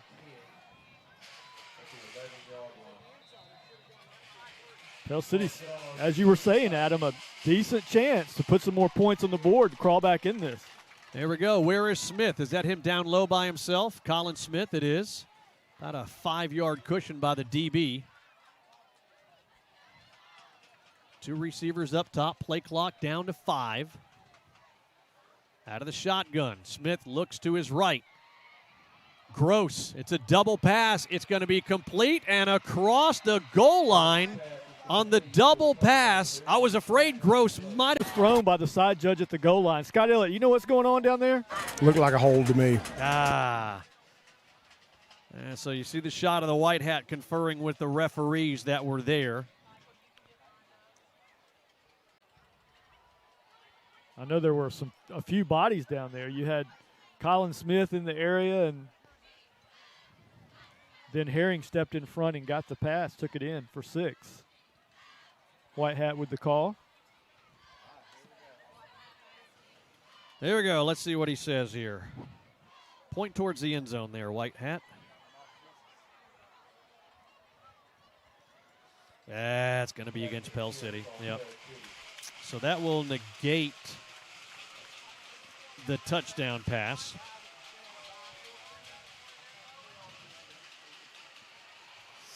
And back us up to the 21-yard line. 20 seconds left to go here in the first half. Panthers down 40-14. We got to find that end zone. 3 receivers up top. Colin Smith in the slot there. by himself down low is Ashton Harville.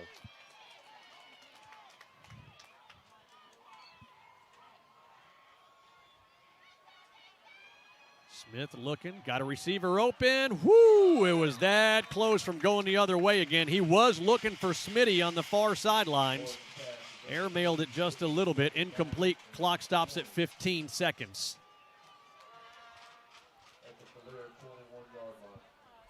Thought for a second we were going to have another big play by Colin Smith, but the DB steps over and knocks that one away. Again, Colin Smith, 5 catches, 138 yards. And a touchdown, 51-yard touchdown in the first quarter. There we go. Same formation pretty much. Smitty in the slot up top.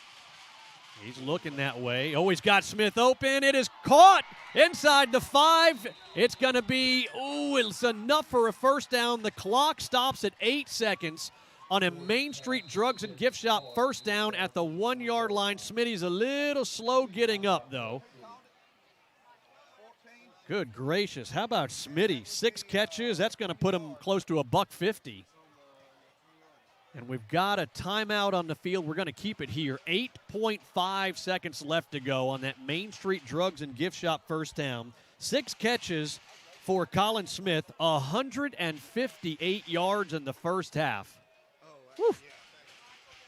Oh, he's had a monster first half. I mean, this is one of the we're talking about Tommy Moss numbers. Yeah. It's been a while since we've had a receiver put up 6 for 158. I remember that game Moss put up 200-plus in the first half against Talladega. Smitty, 6 foot, about 170 or so. Got some burners, man. We saw him in the open field in the first quarter, and he outran that DB for our first touchdown. You got to throw it here, right? I mean, 8.5 seconds left to go. You want to try to get at least 2 plays in here. I know we're at the 1-yard line, and I don't know how many timeouts we have either. Yeah, I mean, if you run, you got 1 shot. Mm-hmm. It's a gamble. If you throw, you got 2 shots. So if you got a running play in your bag of tricks that you just really think can get you a guaranteed yard and you've got that kind of confidence in your offensive line, you run it. If you want 2 shots at it, you got to put it in the air. Let's see what we got here. Smitty down low. Hard to see him in the shot, unfortunately, because of the camera angle. We got him isolated if it goes down to him. The side of the press box right up against our camera number 1.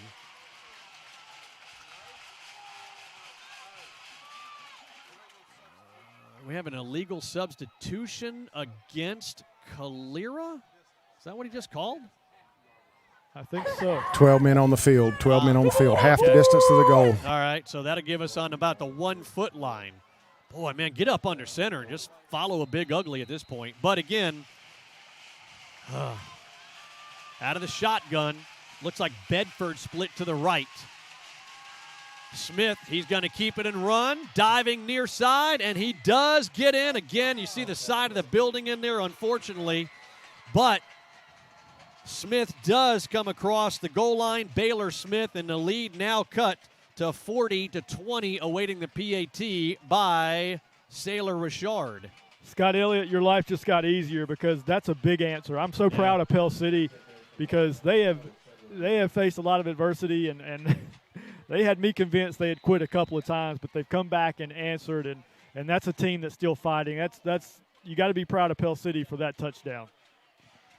Extra point by Sailor Richard, up and good. So it's a 40-21 deficit now for the Pell City Panthers. And again, Pell City gets the ball coming out of the locker room.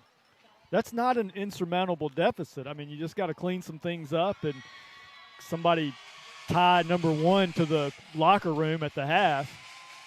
I don't think I want to see number 1, Kobe Prentice, get the ball in his hands, the Alabama signee with the 4.38 speed. Well, you saw what happened when we kicked it short. They just kick it out of bounds. Well, kick it to the opposite side of the field, for real. Just keep it away from him. You see Coach Lee there in the middle of the screen. That's a nice job of, when this – I thought Pell City needed to score 20 to stay in the game. and that would have been a final game total. The offense has done their part in terms of having 21 points. I never in a million years thought that Pell City's defense would come in here and allow 40 points in the first half tonight. I never imagined that happening. I've seen the defense as our strength, and just a tough first half for them. One of the things I pointed out in the pregame, if you remember, the second half, we've got 4 guys on defense that play both ways. There's a squib kick by Blackstone. Picked up. Oh, no. It's Kobe. Somebody get that cat. Woo! Got him, thank goodness. That's a 38-yard line. Actually, his own man got him. All right, so let's keep it on Scott and Coach. Go ahead, Scott. Coach, that first half, you've got 158 yards receiving from Colin Smith. What do you have to do in the second half to stop Prentice? Play defense. I mean, we're sitting back, they're like we said, they're not throwing it over the top. They're throwing short routes. We've got to come up and tackle him. When we're sitting back, letting him catch the ball, and when he catches the ball, it's not a fair fight. I mean, we're not as good an athlete as he is. We got to go. When he catches it, we got to be there to hit him. Your offense hadn't played that bad, except for one interception. Yeah, if we take the pick 6 away, that drive right there was huge because we get the ball coming out in the second half right there. So we got it down, got the score, got it back closer right there. We get the ball, we can cut on back into it and get right back in this ball game. All right, thanks, Coach. There's Coach Wayne Lee as they go into the shabby visitors' locker room. Hey, Madison, get us a shot of where the players are going into the locker room over there. And you see it's not real big. Matter of fact, at the half, a lot of the players, they can't even get in there. You'll see a lot of the players actually on the outside of the building. It's a small visitors' locker room. And that's not typically what you see at a 6A. But, I mean, it is what it is. And as they grow here in Calera, so will the facilities. Let's take a timeout here. When we come back, it's the Pell City High School Marching Band of Gold. At the half, it's Calera 40, Pell City 21. It's Panther football on 94.1 FM, The River. Since 2002, State Representative Randy Wood has been serving the people of District 36 with pride and integrity. Randy Wood also knows what it's like to run a small business, having owned and operated Wood's Auto Body Shop for years. And Randy also served in the Alabama National Guard. State Representative Randy Wood, a proud supporter of athletic and academic excellence in Alabama schools. And go Panthers! If you're looking for a new primary care doctor, consider a Complete Health practice. As one of the largest independent primary care practices in the Birmingham area, there are several locations in St. Clair County.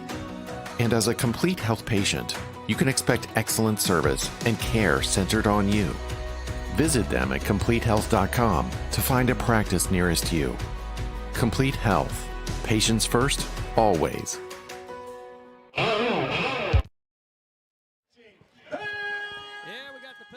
School Marching Band of Gold that is on the field right now as we'll take a look at it. Let's take a listen.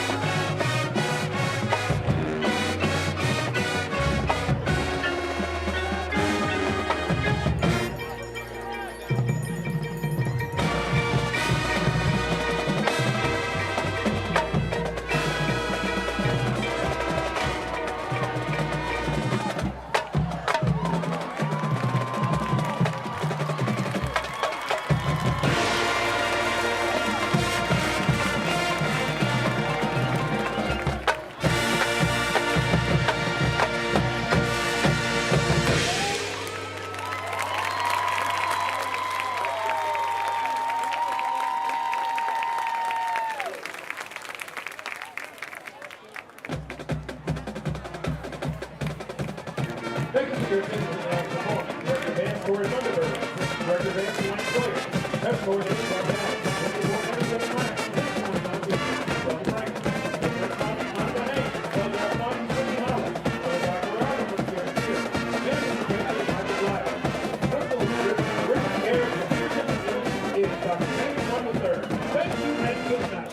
Pell City High School Marching Band of Gold. We got the shiny thing at the end and everything. Woohoo! All the band folks are happy about that one. We didn't know about the big shiny thing last week, or we would have had it, I promise. But we got it this week, and it was fantastic. Great job by Mr. Corey Funderburg and the Pell City High School Marching Band of Gold. Let's take a timeout. We're about halfway through the halftime festivities. It is Calera 40, Pell City 21. Panthers get the ball coming out of the locker room. It's Panther football on 94.1 FM The River. I'm Laurie Brazier, a realtor with Fields Gossett Realty right here in Pell City. I grew up on Logan Martin Lake and have many special memories of skiing, boating, and cookouts with family and friends. My husband and I bought our first lake home back in 1999, and that began an adventure of making new memories with our own children here in the beautiful Pell City area. I'd like to help you find a way to make memories in your new home. That's my specialty, listening to your needs and helping you buy or sell your own home.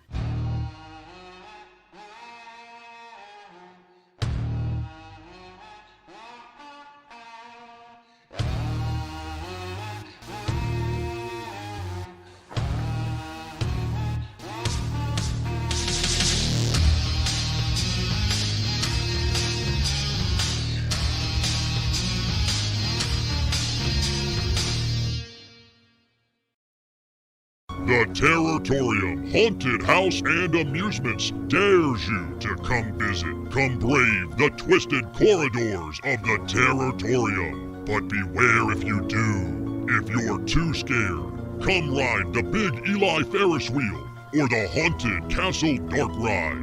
Look us up on Facebook. The Territorium Haunted House and Amusements in downtown Oxford. Scare if you dare.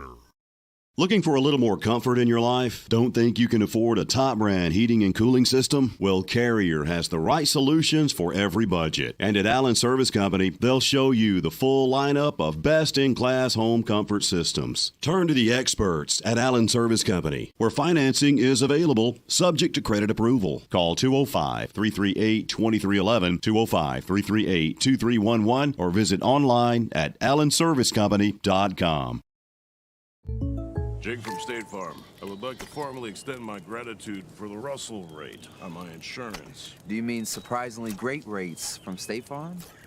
I don't believe in accepting help, but I'll make an exception. Here's the deal, Russell. There's no special rate. These prices are for everyone. Consider us square. I made that from memory. I know your face that well. For surprisingly great rates and great service, call State Farm agent Bart Perry in Pell City. Like a good neighbor, State Farm is there.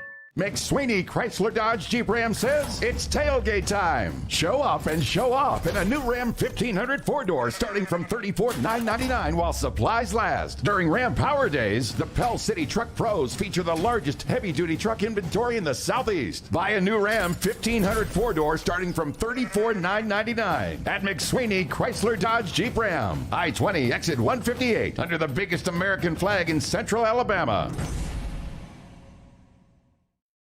The Territorium Haunted House and Amusements dares you to come visit. Come brave the twisted corridors of the Territorium. But beware if you do. If you're too scared, come ride the big Eli Ferris wheel or the Haunted Castle Dark Ride. Look us up on Facebook. The Territorium Haunted House and Amusements in downtown Oxford. Scare if you dare. Back here at Calera High School, home of the Eagles. And the first half, the Eagles and the Panthers, man, a lot of scoring. It's Calera 40, Pell City 21. Pell City was able to get a touchdown late in that first half to cut that lead in a little bit less than half. And then we get the ball coming out of the locker room. But, Lance, you know, we were just talking off the air, and we were talking about what Coach Lee said. He said, that pick six early in the first quarter, that's a 14-point swing. We had the ball in, I think, inside the 10-yard line, and we were about to punch it in after an interception by Pell City. And then, unfortunately, we throw the pick six. So a 14-point swing, and we got a whole different ball game. And it's still, this is not out of reach. We come out of the locker room, we score, and all of a sudden it's 40-28, and it's just a 12-point ball game. Well, that's a great point. And, really, Adam, if you give us the touchdown and take it away from them, it's more like 33-28. Yeah. And so that's how big that play was on the pick six. But I was rough on the Panthers in the first half for obvious reasons. I mean, we were sitting at 34-7, and I thought our team had quit. I am so proud of Pell City and the coaching staff that this team fought back to a 40-21 respectable halftime score. Now, I know it's a high-scoring game, but if our defense can make some plays, we might crawl back in this thing. Yeah, my concern, we saw it last week in the second half against Oxford. We go into the locker room. It's a 7-0 deficit as Pell City's down on the road at Oxford. Only 7-0. And then the second half, about halfway through the third quarter, I saw really a lot of fatigue kicking in on the defensive side. I say all that to say 4 guys start on offense and on defense. All 4 of them are key in the fact that Hunter Otwell, Riley Searles, Caleb Gross, and Colin Smith all start both ways. So that's the big question mark for me. Those 4 guys that are key contributors, and especially you look at Colin Smith's numbers. We'll look at our stats here in a second, but Colin Smith, 6 receptions, 158 yards in the first half, a touchdown, that close to 2 touchdowns. He got down to about the 1-yard line. But can those 4 guys give us 100% all 4 quarters as they did in the first drive? Well, the first thing I've got to say, and I hope Andrea's listening, 14 is a playmaker. I mean, he's a bona fide playmaker. I've been bumping up against it every week, and tonight he's blown the cap off of it. This has got to be the expectation. I challenged him. I didn't do it to his face, but I knew how important with those injuries it was going to be for Colin Smith to have a huge game and to be the leader out there, even if he's just a junior. And, man, has he shown up. 6 catches, 158 yards, a rush for 14 yards. He's been huge. So we'll look at the stats. On offense, 13 of 17 for 190 through the air. Now, Baylor Smith is 12 of 16 of that. He's had a very efficient first half. He's done a nice job scrambling, finding open receivers when he's under pressure. Of course, Gross had the 1 catch, 1 attempt for 1 completion for 51 yards. That was the trick play that went to Smith. So Pell City through the air, 13 of 17 for 190 yards, 239 yards of total offense. We've got 14 rushes for 49 yards. Now, here's where that's a little tricky. That's not just pitiful, but your leading rusher is your quarterback, Baylor Smith. He's got 4 rushes for 18 yards.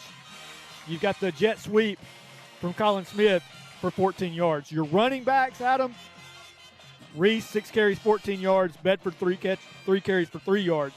We need that to improve. Yeah, you take a look at our again, you mentioned Reese and Bedford, the starter and the second string, because Hicks is out tonight. You're talking a combined 9 carries for 17 yards. That's under 2 yards per carry. Yeah. Not good. Yeah, that's what I mean by the 14 for 49. Even though that's not stellar, it's really not even that good, because a lot of that's by your quarterback, who's just doing the best he can on his legs, running around. And he got a great touchdown right there at the end of the half. I'm very pleased with Baylor Smith tonight. I think he's done a nice job. I think the offense, if you had told me that Pell City would have 21 points at the half, I would have liked our chances, because I never would have dreamed that Pell City would give up 40 for the game, much less in the first half. Well, let's take a look at the replay. Baylor Smith, it might have been the second possession on offense. Here comes the replay. He got rocked. I mean, you thought that he was, on another planet as far as where he thought he was. But you take a look at it, and he's coming down low, and you'll see him 2 guys, one of them just a slobber knocker. Boom, right there. And he was slow to get up. Coach Lee had to call a timeout on that one as well. but he recovered from it. And as you mentioned, Smith is 12 of 16 for 139 yards. And that's where we are right now. The score 40-21, Calera on top of Pell City. Look, it may be the other team. I'm a Panther guy, you know that. But I got to give some love to Michael Benson, number 2. 6 feet, 185-pound junior for Calera Eagles. Avoid him at all costs. Don't meet him in an alley. I mean, he's taking people's lunch money. He's, He's Scott Farkas on the football field is what he is. He's dangerous. Mm-hmm. All right, let's take a timeout here. You ready for a timeout on our video side? All right, let's take a quick timeout. When we come back, we will have kickoff. Both Calera and Pell City making their way out of the locker rooms. It's Calera 40, Pell City 21. Panthers get the ball coming out in the second half. It's Panther football on 94.1 FM The River. Your exclusive Bobcat dealer for East Central Alabama is Bobcat of Gadsden, and they're a full-line Bobcat dealer for construction and agriculture. They specialize in parts, service, sales, and rentals. And right now they have up to $3,000 in rebates on new purchases and great financing rates. Bobcat of Gadsden, same-day delivery on rentals, factory-trained service technicians, and they're ready to serve you. Call 256-563-4001. Main Street Drugs in Pell City wants to serve you by providing fast and friendly service, convenient drive-through, and home delivery. All major insurance plans are accepted, including workman's comp claims, free COVID vaccines, and wellness checks for PHIP insurance plans, including spouses by appointment. And the gift shop has everything you need to show your team pride. Football spirit wear, game day jewelry, stadium bags, hats, home decor, and more. Like them on Facebook. Main Street Drugs and Gift Shop, your hometown drugstore.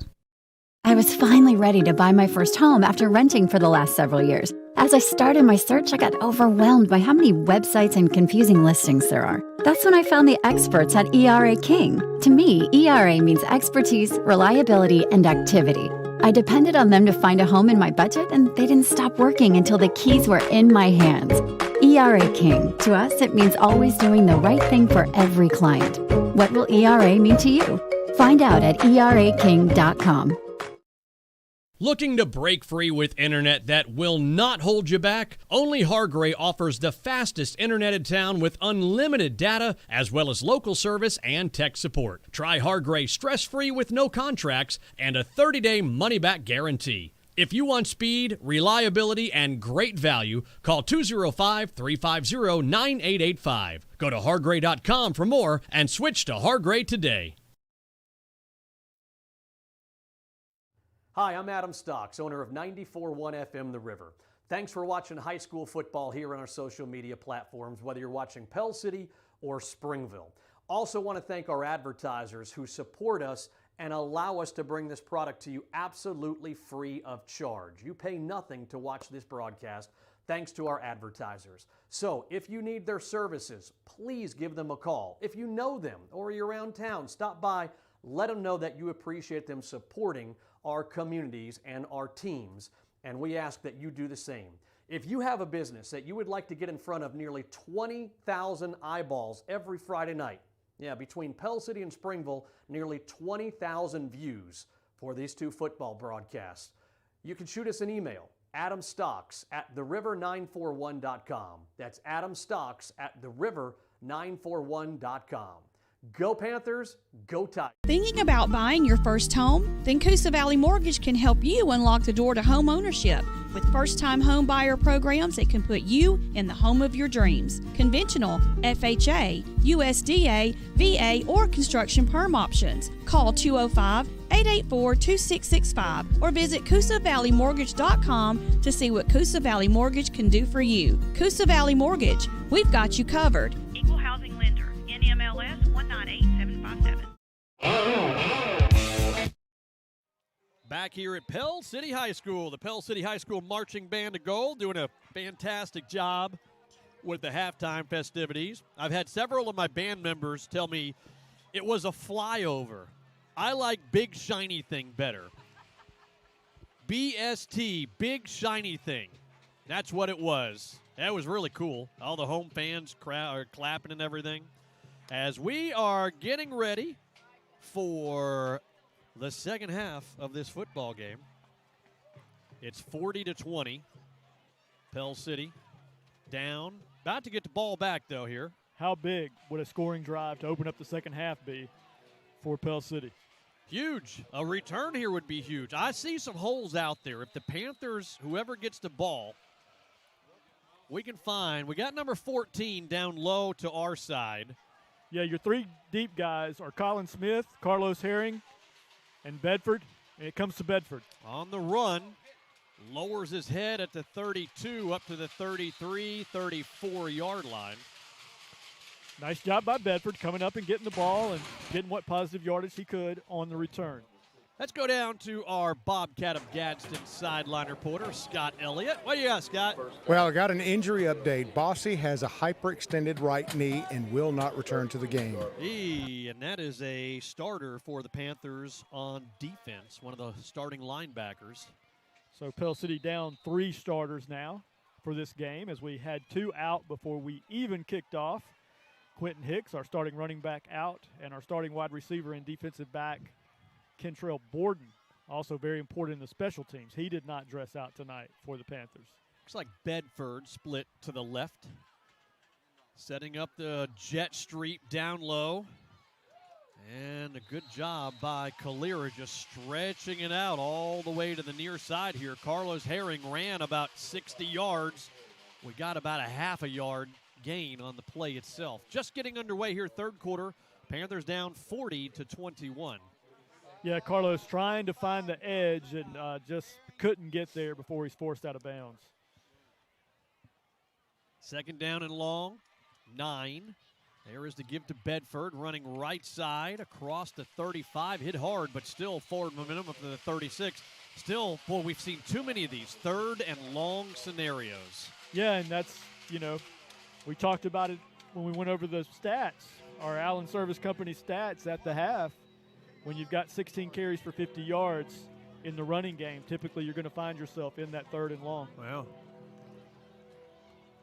Colin Smith at receiver for Pell City. 6 catches, 158 yards for Smith. He's short of the first down marker, though.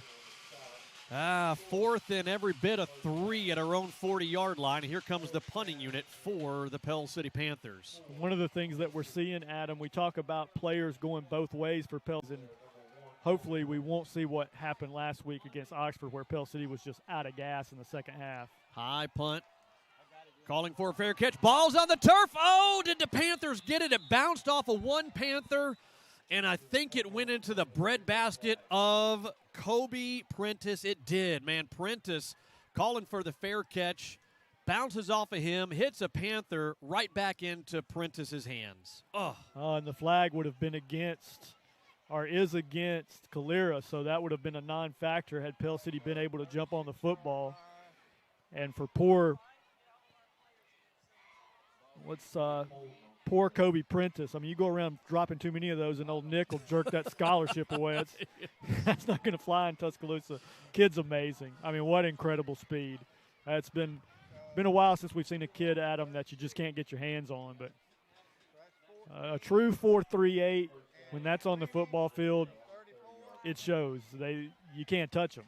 I mean, if they get the ball in space, they pick their cuts, they pick their moves, and they're off.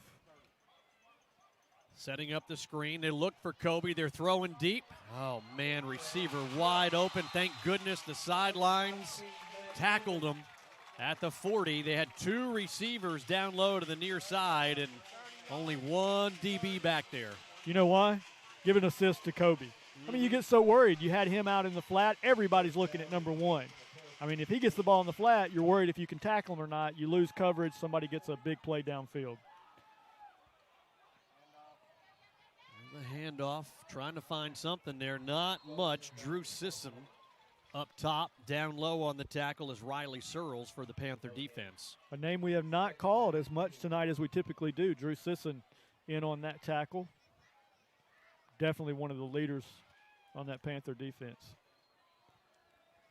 294 offensive yards for Calera with a 40-21 lead. Their first possession on offense here in the second half. Boy, it's a big old hole just gashing the Panther defense into the Coosa Valley Mortgage red zone down to the Panther 19-yard line.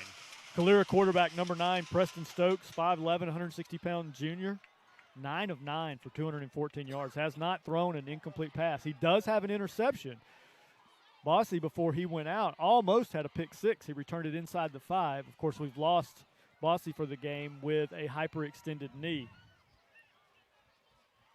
3 up top at receiver, 1 down low by himself, and it's the quarterback keeper.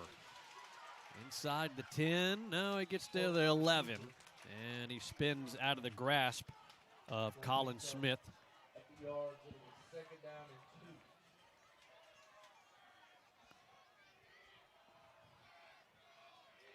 Yeah, talking about Kobe Prentice, the receiver for Calera that's signed with Alabama. 4.38, legit timed at Alabama's camp.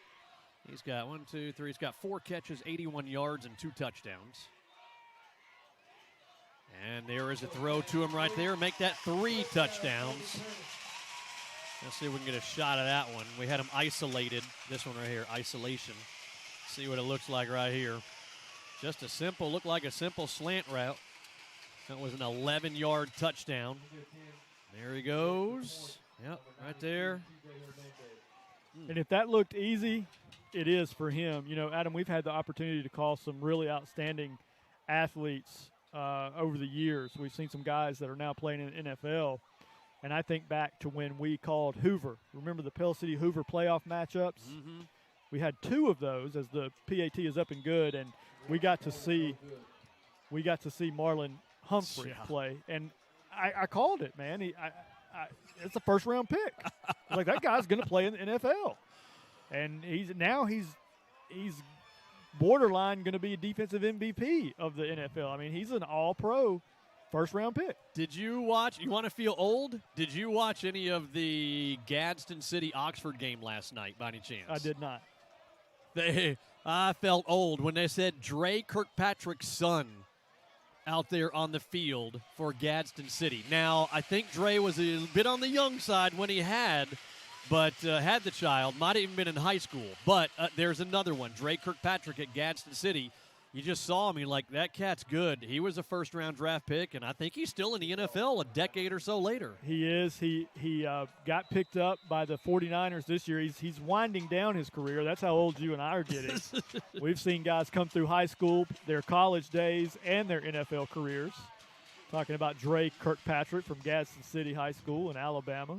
Panthers to return the ball at the 15-yard line. Bouncing outside, little running room. Across the 35, is that Carlos Herring? Again, these numbers are just impossible to see without binoculars from up here. It was either Herring or Bedford. They both got up at the same time. And David Birmingham, our statistician, says it was number 5, Carlos Herring. David helps me out, and I help him out sometimes. 9:10 left to go here in the third quarter. The Panthers down 46-21, a non-region game. That's the good thing about this one.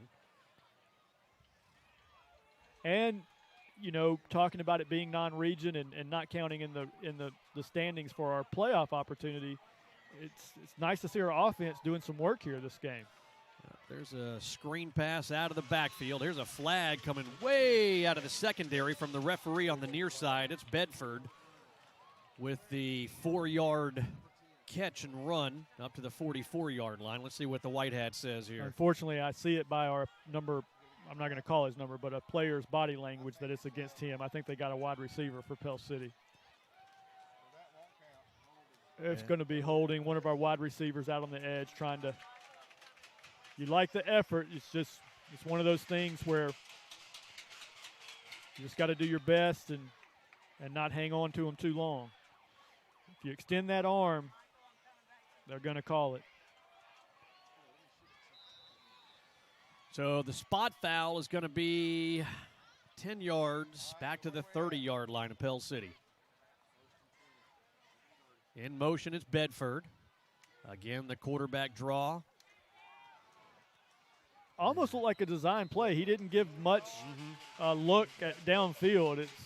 I think he wanted to see if he could find a hole and just really wasn't there, Adam. Couple of yards up to the 32-yard line. Still second down and long. Second and 18 for the Panthers.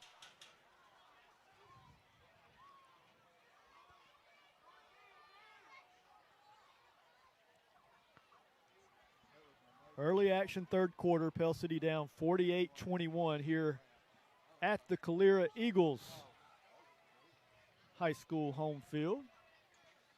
Smith looking to throw. Oh, Smitty cannot bring it down, and he just holds his hands on the helmet and says, crap. Yeah, that's a drop. No question about it, but that's the first thing he's done wrong tonight. Yeah, 6 catches, 158 yards for Colin Smith at receiver. That would have got us probably back close to the original line of scrimmage. It looks like we might have a timeout. Yeah, well, no. Third down and about 18. Yeah, passing scenario, obviously, third and long.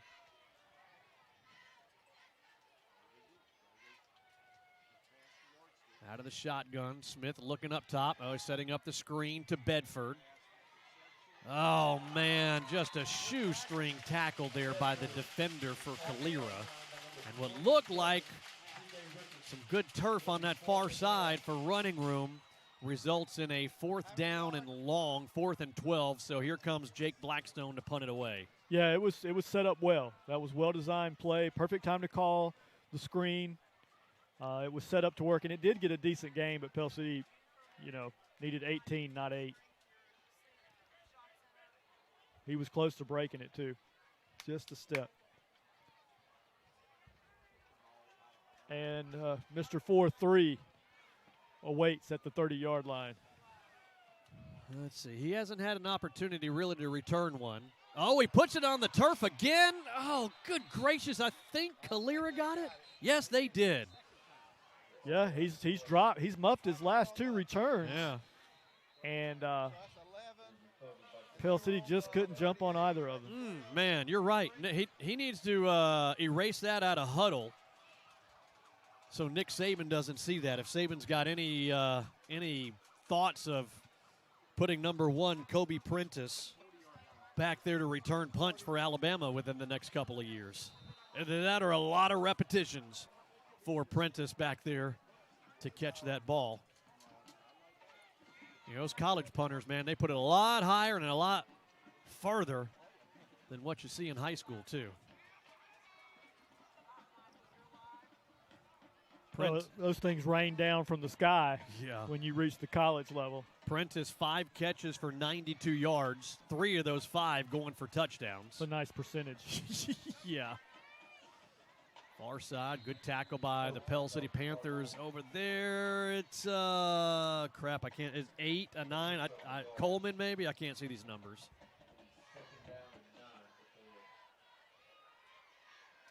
It might have been a Sisson, 11. I apologize. These numbers are so hard to see. I no help on that one. I'll try to get the binoculars out here. Second down and 9 after just a 1-yard gain. Here comes the blitz from the left side. Quarterback steps away from it. Looking. Now reversing field. Not going to happen this time. There's a big sack by the Pell City Panther defense.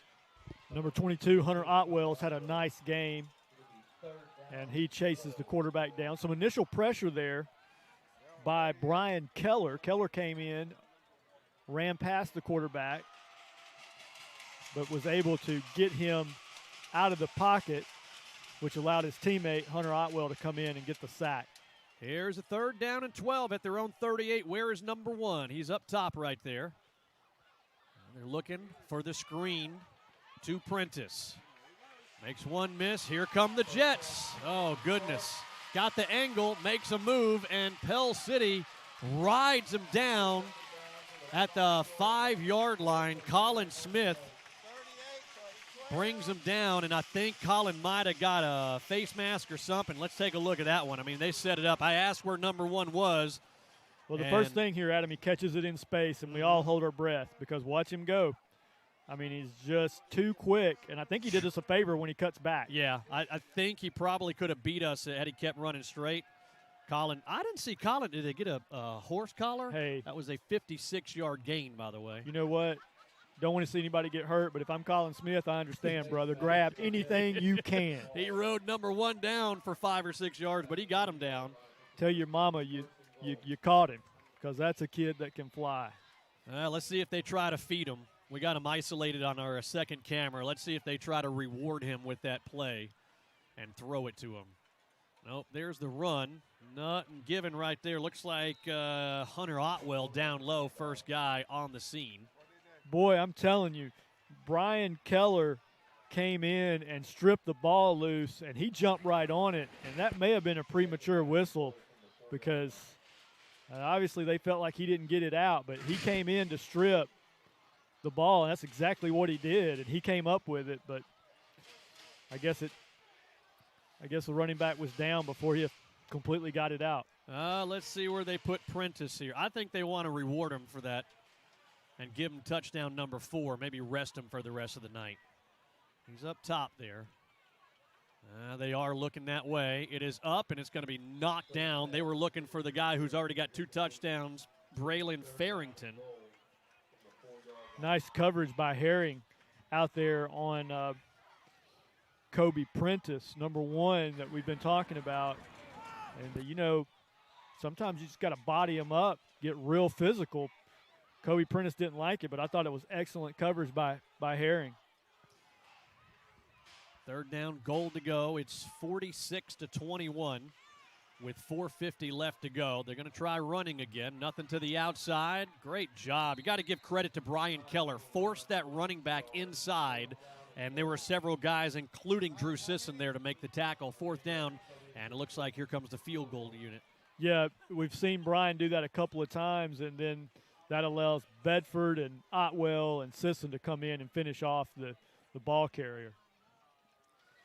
Nice stand by the Pell City defense, forcing a field goal attempt. So the the field goal, to get him close to half 100 here with 4:10 left to go in the 3rd quarter. Bit of a high snap. Holder brings it down. Plenty of leg, up and good. So now a 49-21 lead for Calera. Let's take a timeout here. 4:04 left to go in this 3rd quarter. It's Panther football on 94.1 FM The River. Since 1989, Metro Bank has continued to build on the philosophy of friendly, caring bankers that work to meet the needs of everyone in the community. Whether it's personal or business checking, investment accounts, consumer and commercial lending, home mortgages, equity lines of credit, and more, Metro Bank would love the opportunity to serve you. Come home to us. Metro Bank, member FDIC, an equal housing lender.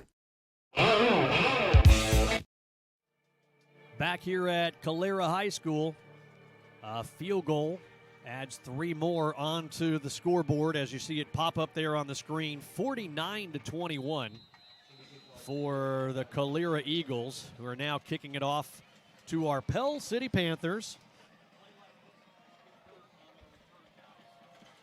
Kicking from left to right. Return man for Pell City at the 15, and not much there to the 20, maybe 21. 6-yard return for Pell City. Yeah, that was Carlos Herring, and Herring usually catches it and finds a hole and hits the gas, and he just ran right into a wall, broke down, and tried to look for a cutting lane and was immediately wrapped up right around the 20, just in front of the 20. We'll call it the 21. 3:57 left to go here in the 3rd quarter. Pell City offense back on the field.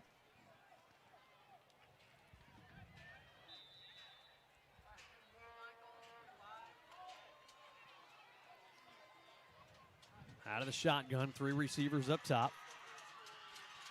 There's a speed sweep. Oh, more trickeration.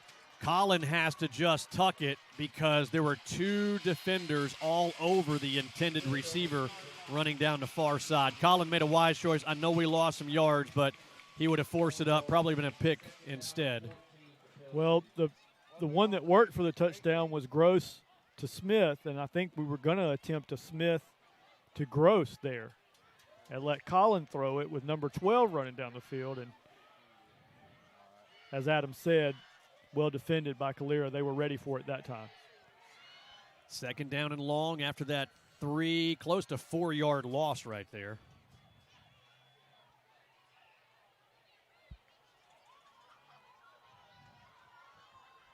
.305 left to go. Smith just airing it out. It is up and goes right through the hands of Gross.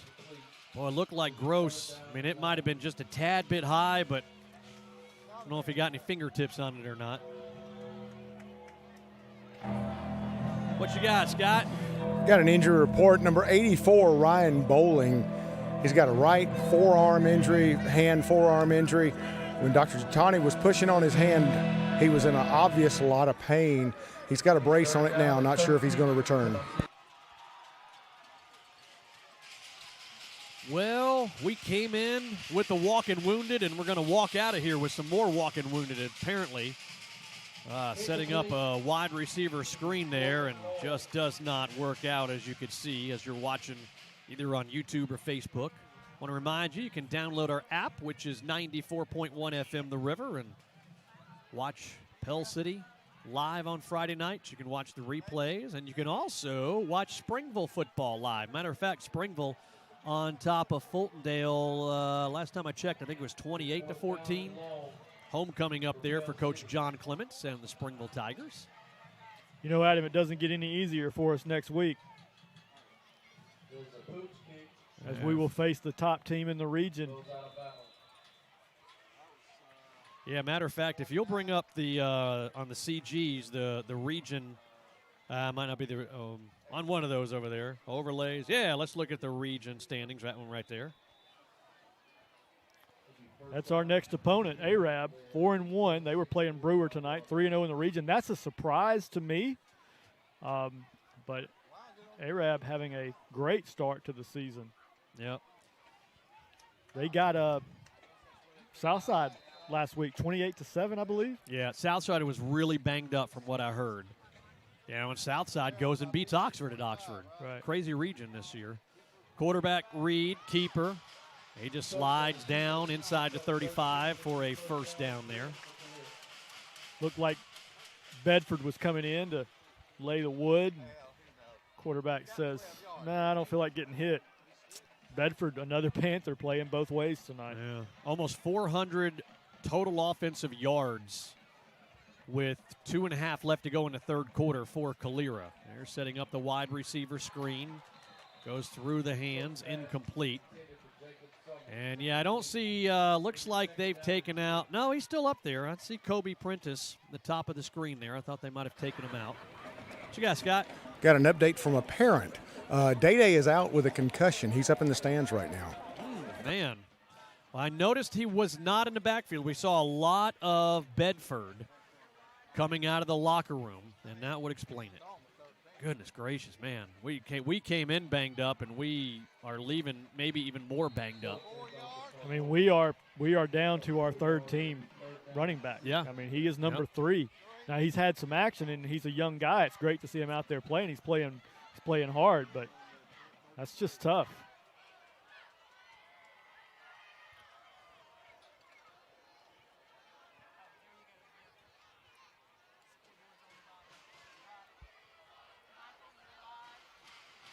Third down, and we'll call it 6 at the Panther 30. Couple of misdirections. Goodness, you see that speed? He just ran away from our DB. Is that touchdown number 5? 4? Touchdown. That's right. Yeah, he got Collins stopped him short. Touchdown number 4 on a 30-yard touchdown catch by Kobe Prentice. You know, we knew, and I talked about him on the air this morning during the morning show. Talked about him during the pregame, and I mean, he was timed a 4.38 at an Alabama camp. Alabama offered him shortly after he ran that 4.38, and he's special, man. 7 catches, 178 yards, and 4 touchdowns. you could be a track guy and run a 4.38, and Alabama might offer you. I mean, you start running times like that, they'll find a position for you. Goodness gracious. So the score now 56-21, 134 left to go here in this third quarter. Hey, special, you see a talent like that, and they're fun to watch. It's not fun to watch when you're on the other team or trying to game plan for a guy like that. But for broadcasters, to see a guy he's head and shoulders above most everybody else on this field. I mean, he's an SEC signee because he is an elite athlete. And to see these guys on Friday and then to see them play on Saturdays, and then if they make it to the elite and you see them playing on Sundays, like a lot of guys that we've seen over the past 20 years, it's fun to watch these guys. And if I had $1 for every person that's been talked about in football that ran a 4.4, I'd be a rich man because it's almost unheard of. You're lucky if you get a guy that's 4.6. Give you an example. Kevin Sanders, Bam Sanders, great Pell City athlete, quarterback, corner, played for UAB, All-Conference USA. Bam ran a 4.65, and it looks like he's flying out there. You get a cat that runs a real sub 4.4, it's obvious. You don't see that a lot in high school football. A guy that not only has the speed, but he has the athleticism, he has the hands, he has the footwork, he has the football IQ. And, again, it's fun to watch. I hate it that we're on the wrong side of the scoreboard while we're watching them, but it's fun to watch guys like these. Scott Elliott was a 4-star himself coming out of high school. Absolutely, and I could run a 4 D9 40. Kicking from left to right, Panthers down 56-21. Return man patiently looking for some holes. Across the 20 to the 25-yard line. And now, unfortunately, we see the potential for that fatigue to set in. Yeah, we talked about 4 key players for Pell City playing both ways. Pell City with 245 total offensive yards through the game, with about $1.50 left to go here in the third quarter. And you pointed it out at the half. I mean, we were averaging under 2 yards a carry. Right now as a team, Pell City 19 rushes for 55 yards. Our leading carrier, our quarterback, Smith, 5 carries, 20 yards. Bedford, 4 carries for 5 yards. Day-Day, 7 carries for 18 yards. There is another pass completion to Smith. That one's good for about 4 yards. Let me ask you this. We've got the possibility of a 200-yard receiver. Tommy Moss, he had a couple of 200-yard reception games. Just an absolute fantastic athlete. Great receiver. Best one I've seen at Pell City. Have we had a 200-yard receiver since Tommy Moss? I don't think we have. Ball's on the turf. And Tommy Moss did not finish that game, by the way. I don't know if you remember. He got injured, and he had over 200 in the first half and around 220-something in the third quarter. If you remember, Tommy Moss and Julio Jones. Some football fans may remember Julio Jones. He was down in Foley, Alabama, Julio was. They were both seniors at the same time. And it's back in the day where you had a newspaper that came out of Birmingham. You open it up, you had the stat columns. They had the top 10 in high school statistics and stuff. Tommy Moss was leading the he had more than Julio Jones did halfway through the season. And, he was special, man. He went on to play some collegiate basketball as Smith throws it up for Smith. What a catch! Holy tamale, did you see the catch by Colin Smith right there? Well, it was on cue as we talk about the last great performance and that year that Tommy Moss was having. And how does he come to – one thing I love about him, he gets his hands high. He goes up and he finds the football.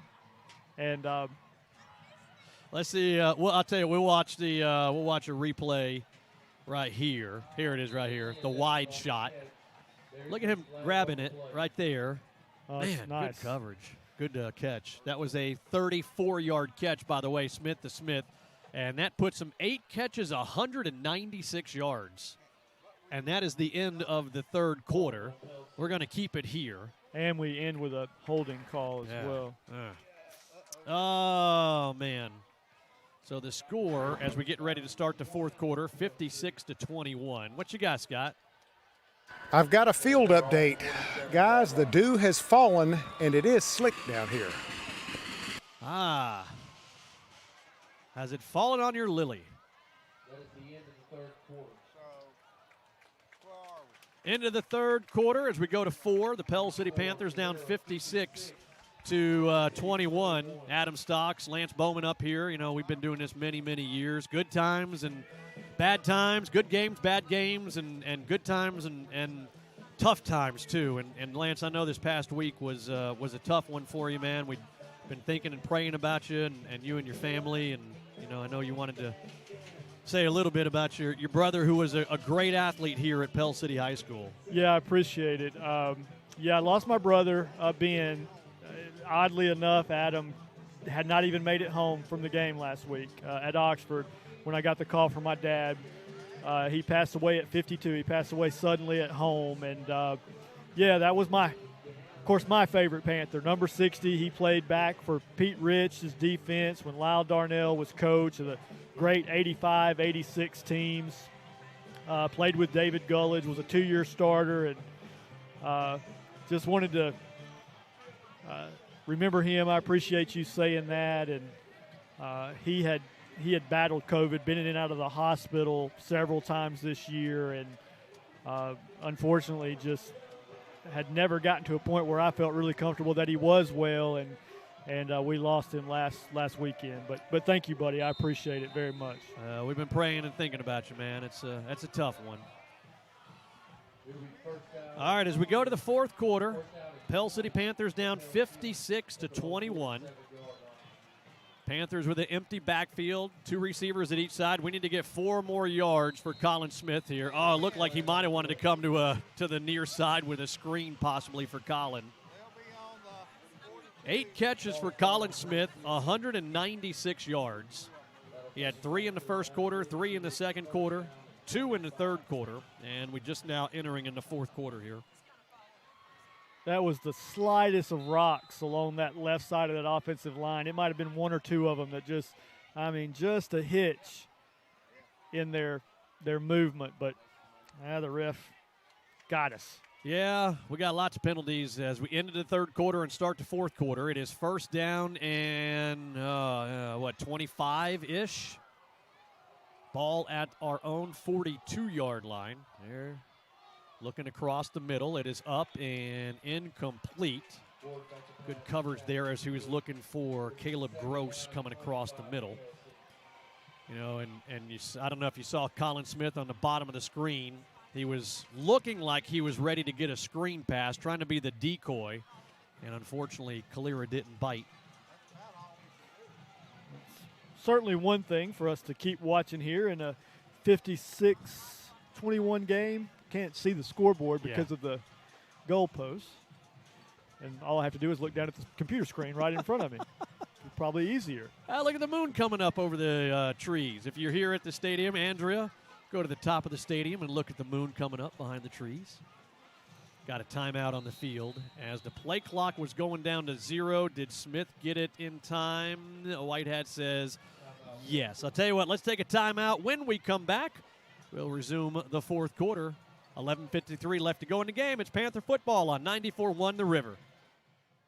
Good Game Company has been a mainstay in St. Clair County and far beyond since 1955. A strong supporter of local schools and charities, Good Game Company is a believer in giving back to its communities. With nearly 100 employees, their projects include Honda of Alabama, Benjamin Moore, WKW, Metro Bank, and the All-American Ford. Good Game Company, proud to support local athletics and academics. We're back here at Calera High School, getting in the fourth quarter here, just getting underway. It's Calera 56, Pell City 21, and you can see the moon just behind. Oh, we had the moon. All right, then. You've got this. All right, so we'll take a look at the moon later, I reckon. No moon for you. There's a quarterback keeper by Smith. couple of yards across the 40, 41-yard line.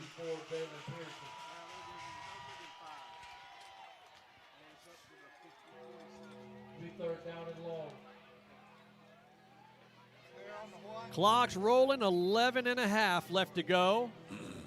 Let's get an ISO on Smith up top. On very top. Number 14. There you go. Good job, Madison. See if we can get catch number 9. That will put him over, hopefully, 200 yards. Tommy Moss, I think we both agree, the last guy who had a 200-plus yard receiving game at Pell City. And we're going back, how far? We're going back a decade. Here's a flag in the backfield. Usually means holding against the offense. And indeed, you are correct, Adam. Yeah, it is a hold against the Pell City Panthers. There you see it on the screen. It's declined because the ball was incomplete. And what, third down and about 20 for Pell City?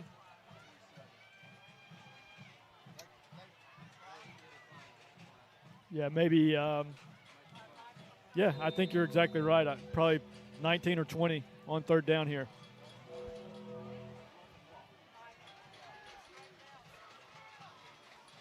That's fourth down with that incomplete pass. So punting it away. They've taken Kobe Prentice out from punt return duties, and I would be surprised if we saw number 1 or number 15 at receiver come back in. Well, just as I say that, here he comes trotting in from the sidelines into the huddle. I'd be sitting that cat down, holding on to him. It's a non-region game. It's 56-21 in the fourth quarter. Yeah, that's surprising. Yeah, looks like they got pretty much all the starters out there. I see 15 trotting out, 1 trotting out. It's a lot of football to be left to play, and now I think he's returning to the sideline. Yeah, I see him on the bottom of the screen there, taking his helmet off. They have a new quarterback as well, I believe. Yeah, now I see some 2s in there. No, I take that back. 9 is still in the game. Ooh, that's a big old hit there by the Panther defense. Didn't catch a number of that train. They hit him well, though.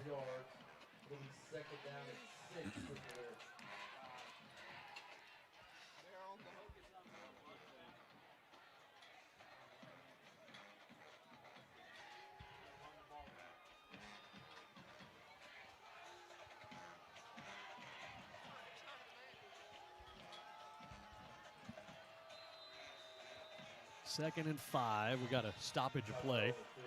Timeout on the field. Let's keep it here. 10:18 left to go in the ball game. It's 56-21. Pell City down here at Calera.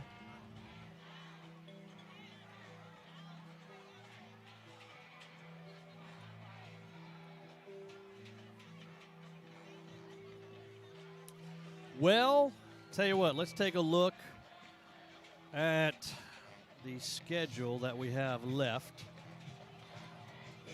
Calera, unfortunately, will be another L for Pell City. We'll drop to 1-4 on the season. We go to Arab. We get back into region play for the next, 4 games. We go to at Arab. Nice little trip up 231. Then our final home game, only 4 this year. Another region game against the Springville Tigers. And then the 3 you see, we're going north quite a bit. Fort Payne, Scottsboro, and Jemison.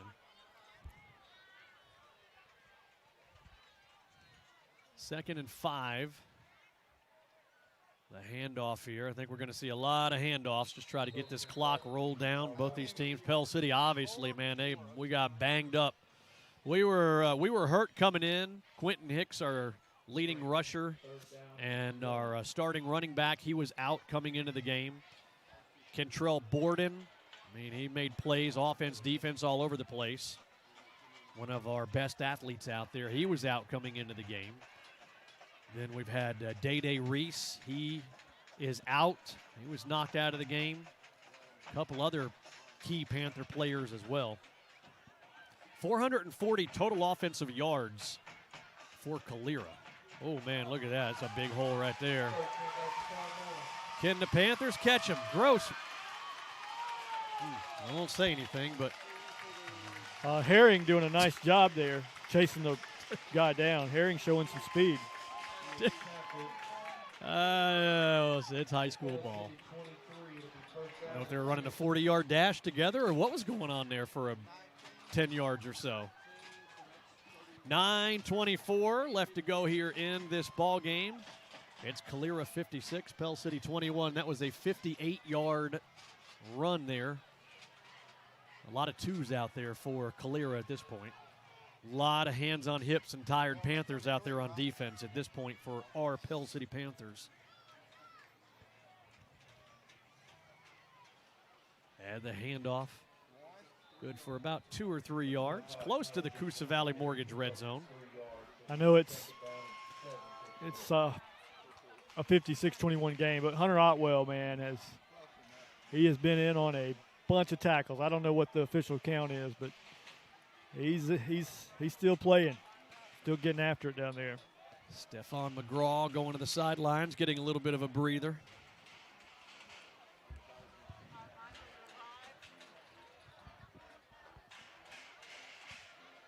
There you go. Quarterback keeper on the read. And a big run inside the Coosa Valley Mortgage red zone, inside the 15, close to the first down marker. Looks like maybe a half a yard short or so, though. A.J. Wells, number 36 on the tackle for Pell City.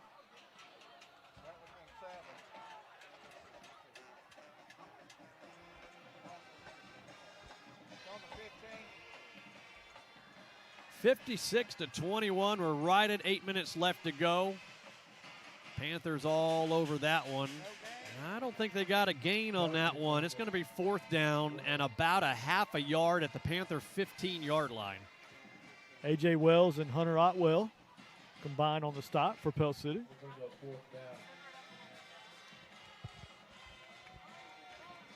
Back-to-back stops by A.J. Wells.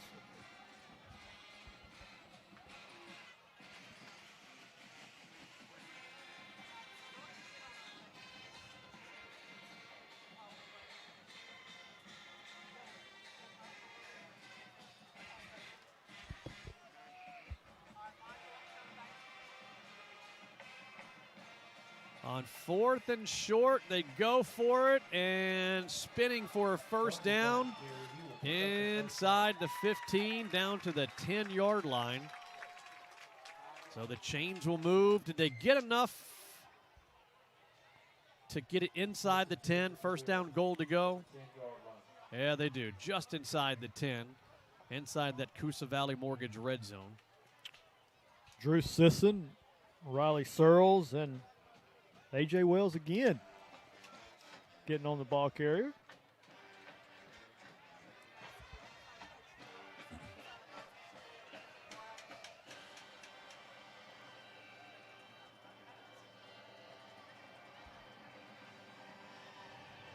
Clock continues to roll. You see it in the upper left-hand part of your screen there.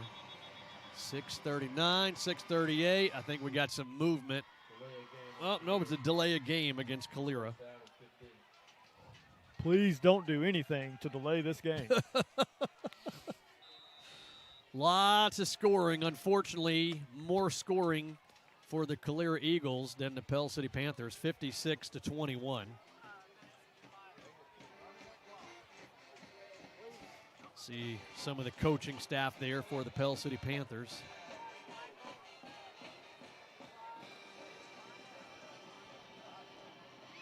Good penetration there by the Pell City Panthers. 1 yard loss right there.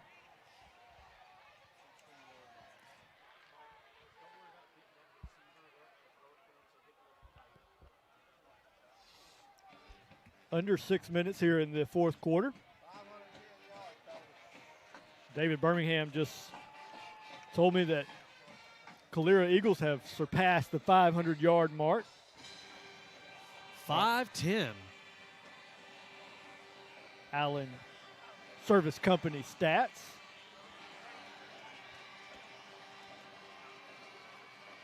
Little end around. Ball's on the turf, and I think Pell City got it. Yep, White Hat says Pell City got it. Who is it that came up? 51, is that that's Riley Searles. So Good job by Searles there with the fumble recovery. Brian Keller causing the fumble, and Searles jumping on it for the recovery.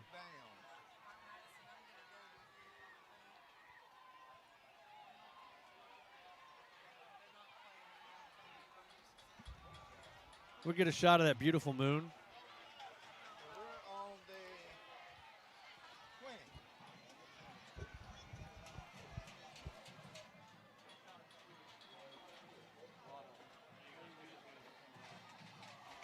Been a little too much flirting in this booth tonight, to be honest. Look at that moon. That's a harvest moon right there. Got the War Bride producing. Mm-hmm. I think we're still going to be married after this weekend. Thought I've done pretty well myself, actually. I don't know if she'll agree when we get in the long ride on the way home to Pell City. I don't know what ride's going to be longer, mine with Karen or this football team with the coaching staff. Down 56-21. Pell City Panthers with the ball and the clock rolling at 5:20 left to go here. In the game for Pell City, Adeus Burton getting the carry. Right at 5 minutes left to go here. There's the give. Who's getting the carries now? It's got to be the fourth string. If Bedford is out, you got the binoculars there? Yeah, I just said it a second ago. You weren't my bad. listening. That's why I was fussing at Karen. Burton, number 28, Adeus Burton. All right, so we're on the fourth string running back, not because we want to, but because the first string running back was out coming into the game. The second string running back got hurt. And then the third string running back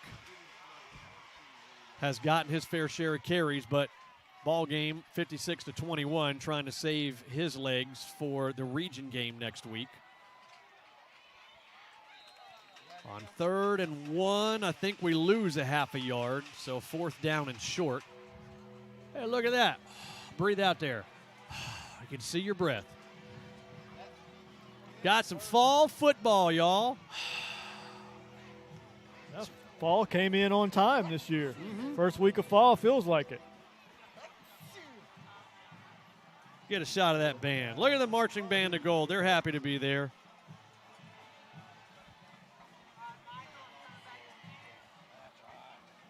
We got to get Colin Smith one more catch. Where is he? Is he out there? We're punting it away. On 4th and 2, just Smith downs the ball. Crap, I hate to see that. We need to find Smith 4 yards somewhere. I think Allen miscounted on one of those catches. What you got, Scott? Bowling has gone with his parents to the doctor. Dr. Jatani said right wrist injury and possibly broken. Oh, man. Well, let's hope everything checks out okay, as good as it can be. I'll tell you, man, we came in, like I said, we were the walking wounded when we came in, and we're walking out maybe even more wounded than when we came in. Oh, yeah, I think so. We've had a tough night. Bossy went down. Ryan Bowling. Vontae Reese. All going out with injuries tonight.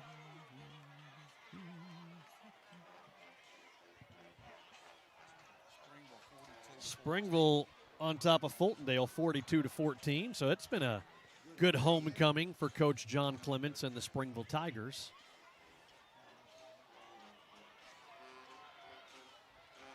See the Pell City High School marching band of gold. They're having a good time. 56-21 the score. Again, this is a non-region game. And you hate the L, but the L, when it's out of region, doesn't really have any playoff implications. Unless you start getting into some tiebreaker scenarios. 3:34 left to go here. We're going to talk with Coach Lee at the end of the ball game. Setting up the wide receiver screen, far side, Panthers. Good job keeping the gain minimal to about 5, maybe 6 there.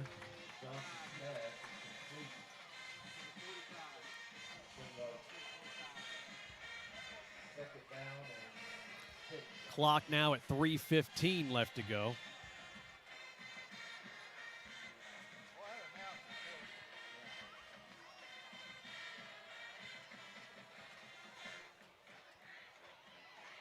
Hunter Otwell. Yeah. Oh, he picks it up. The ball. Oh, no. The referee says he was down before he fumbled the ball. Hunter Otwell almost got the strip sack and the return for 6, but Whitehat says no. I'm going to tell you, he's had a nice game. He's played hard out there. Hunter Otwell with a good effort tonight.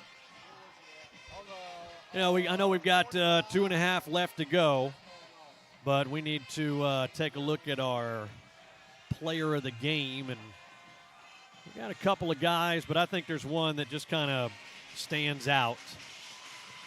See if we all agree here after this play here. Ooh, there's a good Panther just coming in. That is Stephon McGraw with a good tackle there. Our Metro Bank player of the game. I'm going to nominate, and I'm thinking everybody's going to agree with me when I say number 14, Colin Smith. I think he wrapped it up in the first quarter. Yeah, pretty much. Stephen McGraw coming in as a freshman, making a nice play. And don't forget, man, Hunter Otwell just a sophomore. Yeah, Colin Smith. Hey, can you go to our stats real quick? Let me give you Colin Smith. There they are. Yeah, Pell City. There you go. Colin Smith, 8 catches, 196 yards tonight. Is that 1 or 2 touchdowns? 1 touchdown. Got close on a second one. Yeah, let's not forget he had 3 rushes for 16 yards, so over 200 all-purpose yards catching and rushing. So congratulations, our Metro Bank player of the game, Colin Smith. He gets a $10,000 savings bond courtesy of Metro Bank. I need to let him know about that, though. Not Colin, but Metro. Yeah. See if Jason and Richard and everybody's cool with that. Hey, it's they got the name, image, likeness stuff, right? We can do that now. I see Andrea making her way. She's calling Metro Bank right now. Yeah. I'll be by in an hour and 18 minutes to pick it up. Now, congratulations, Colin Smith. That close to getting 200 yards receiving, but over 200 all-purpose rushing and receiving. And Pell City just trying to wind the clock down this last minute and 15 seconds. Got lots of 2s and 3s in there for the Panthers. I think we would be wise just to hit a knee. I know it's not the victory formation. Maybe you want to get some young guys some snaps, but it's just been a tough night from an injury perspective. Caleb Gross in there at quarterback now. Darius Burton getting the carry. He'll try to spin out of a few tackles and maybe one more snap. Yeah, I don't even think we have to have that. Oh, they should have waited on the play clock. They started it 2 seconds earlier, I think. And one snap should do it. 56-21 going to be the final score. Again, we're going to be on the road at Arab next Friday night. Another one on the road. So that'll be it. As the clock down to 10. And we will, again, we'll talk to Coach Wayne Lee for a couple of brief moments, talk about the game.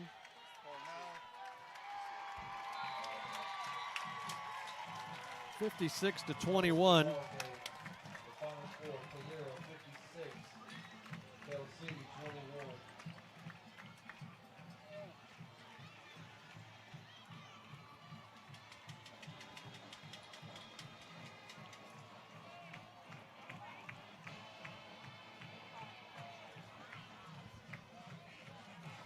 So you see the players shaking hands. Tell you what, man, the cat's for real. Kobe Prentice. Yeah, he's electrifying. Mm-hmm. Speed kills. Speed scored 4 touchdowns tonight, too. Yep. He's impressive. We're going to get hooked up here with Coach in just a minute or two. Let him get with his players, have a huddle with his players, talk to them.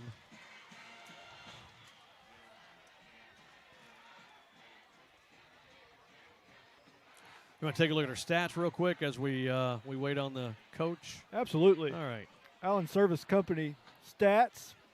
Thank you, Allen Service Company, as always, bringing our stats for years now. Through the air, we were 15 of 23 for 228 yards. We did have the pick six we gave up, unfortunately.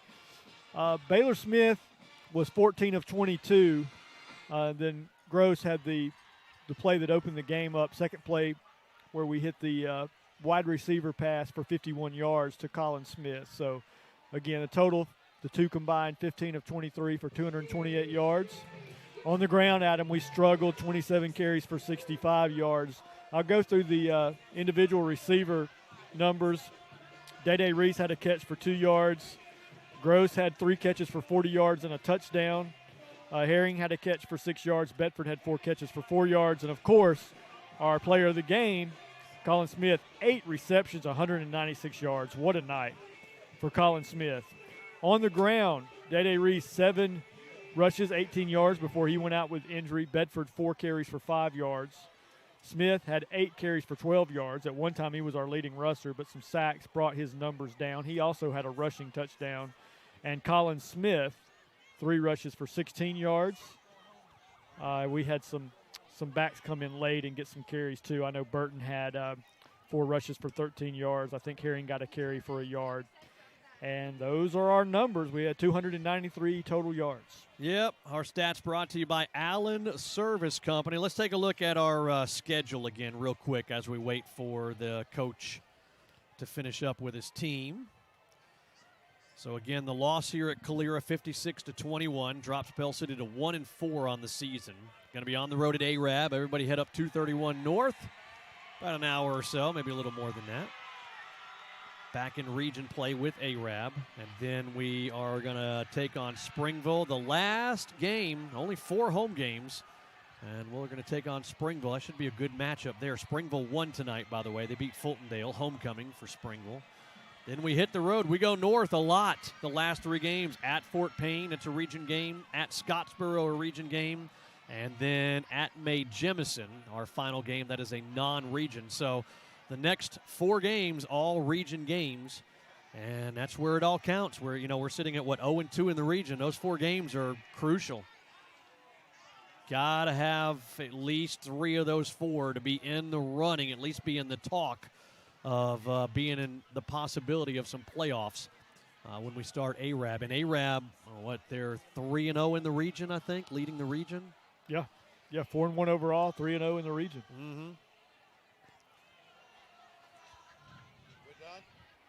Mm-hmm. Yes, thanks. Alan and David doing a great job with stats, as always. 293 total offensive yards for the Pell City Panthers. And how many did Calera have? Will you flip over real quick? The Calera total yards. 500. Let's see. 503 total yards. So they lost yards right there toward the end. Okay.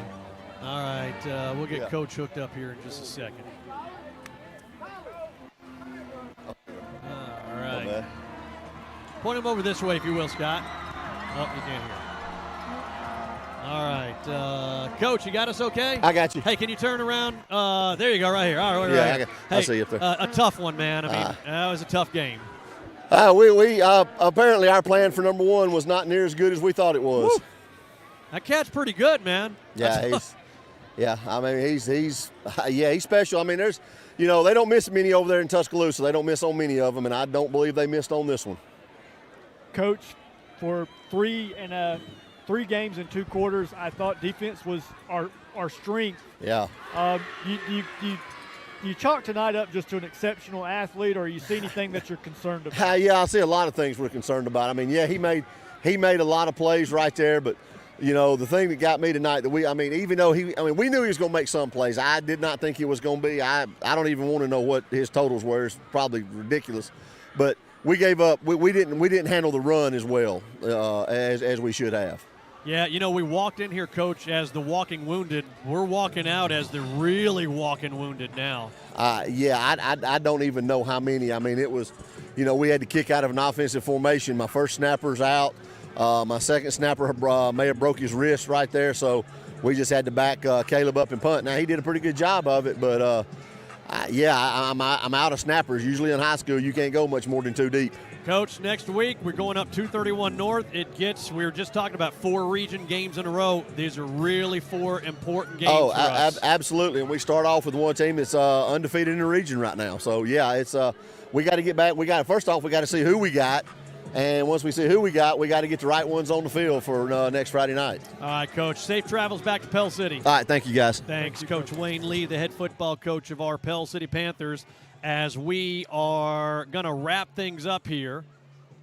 Again, the final score 56-21. Calera on top of Pell City. And give you one last shot here as we go away. Any departing words there, Lance Bowman? You know, it's kind of situation critical. I mean, let's be honest. We're 1-4. The best part of tonight was it was not a region game. But the reason I say things are so critical is just what Coach alluded to. We got a lot of banged-up guys. Yeah. And we're about to get into the meat of our region schedule, and I just hope we get some guys healthy. Obviously, first of all, I just want those young men to be healthy and be able to finish out their season. But from a team standpoint and a fan standpoint, we just got to get some guys back on the field to give ourselves an opportunity to compete. All right, that's going to wrap it up. Again, a final score 56-21. Calera on top of our Pell City Panthers. We appreciate everybody that tuned in on the radio and those that watched on our app live here on this Friday night. Want to thank Alan Rowan, David Birmingham doing a great job as always with the stats. Michael and Madison doing a great job. Madison's thinking, I don't want any part of this next week in ARAB. It's not always this bad. No, great job by Michael and Madison on the cameras. Of course, Scott Elliott on the sidelines. My lovely war bride, Karen. She is sitting in for Tiffany, who's a little under the weather tonight. She should be back with us next Friday. So thanks to the entire staff. Did a great job tonight. And, of course, we appreciate you all checking out Panther football here on the River. I'm Adam Stokes. Next Friday night, we go up 231. We're going to be at ARAB for some more Panther football here on 94.1 FM The River.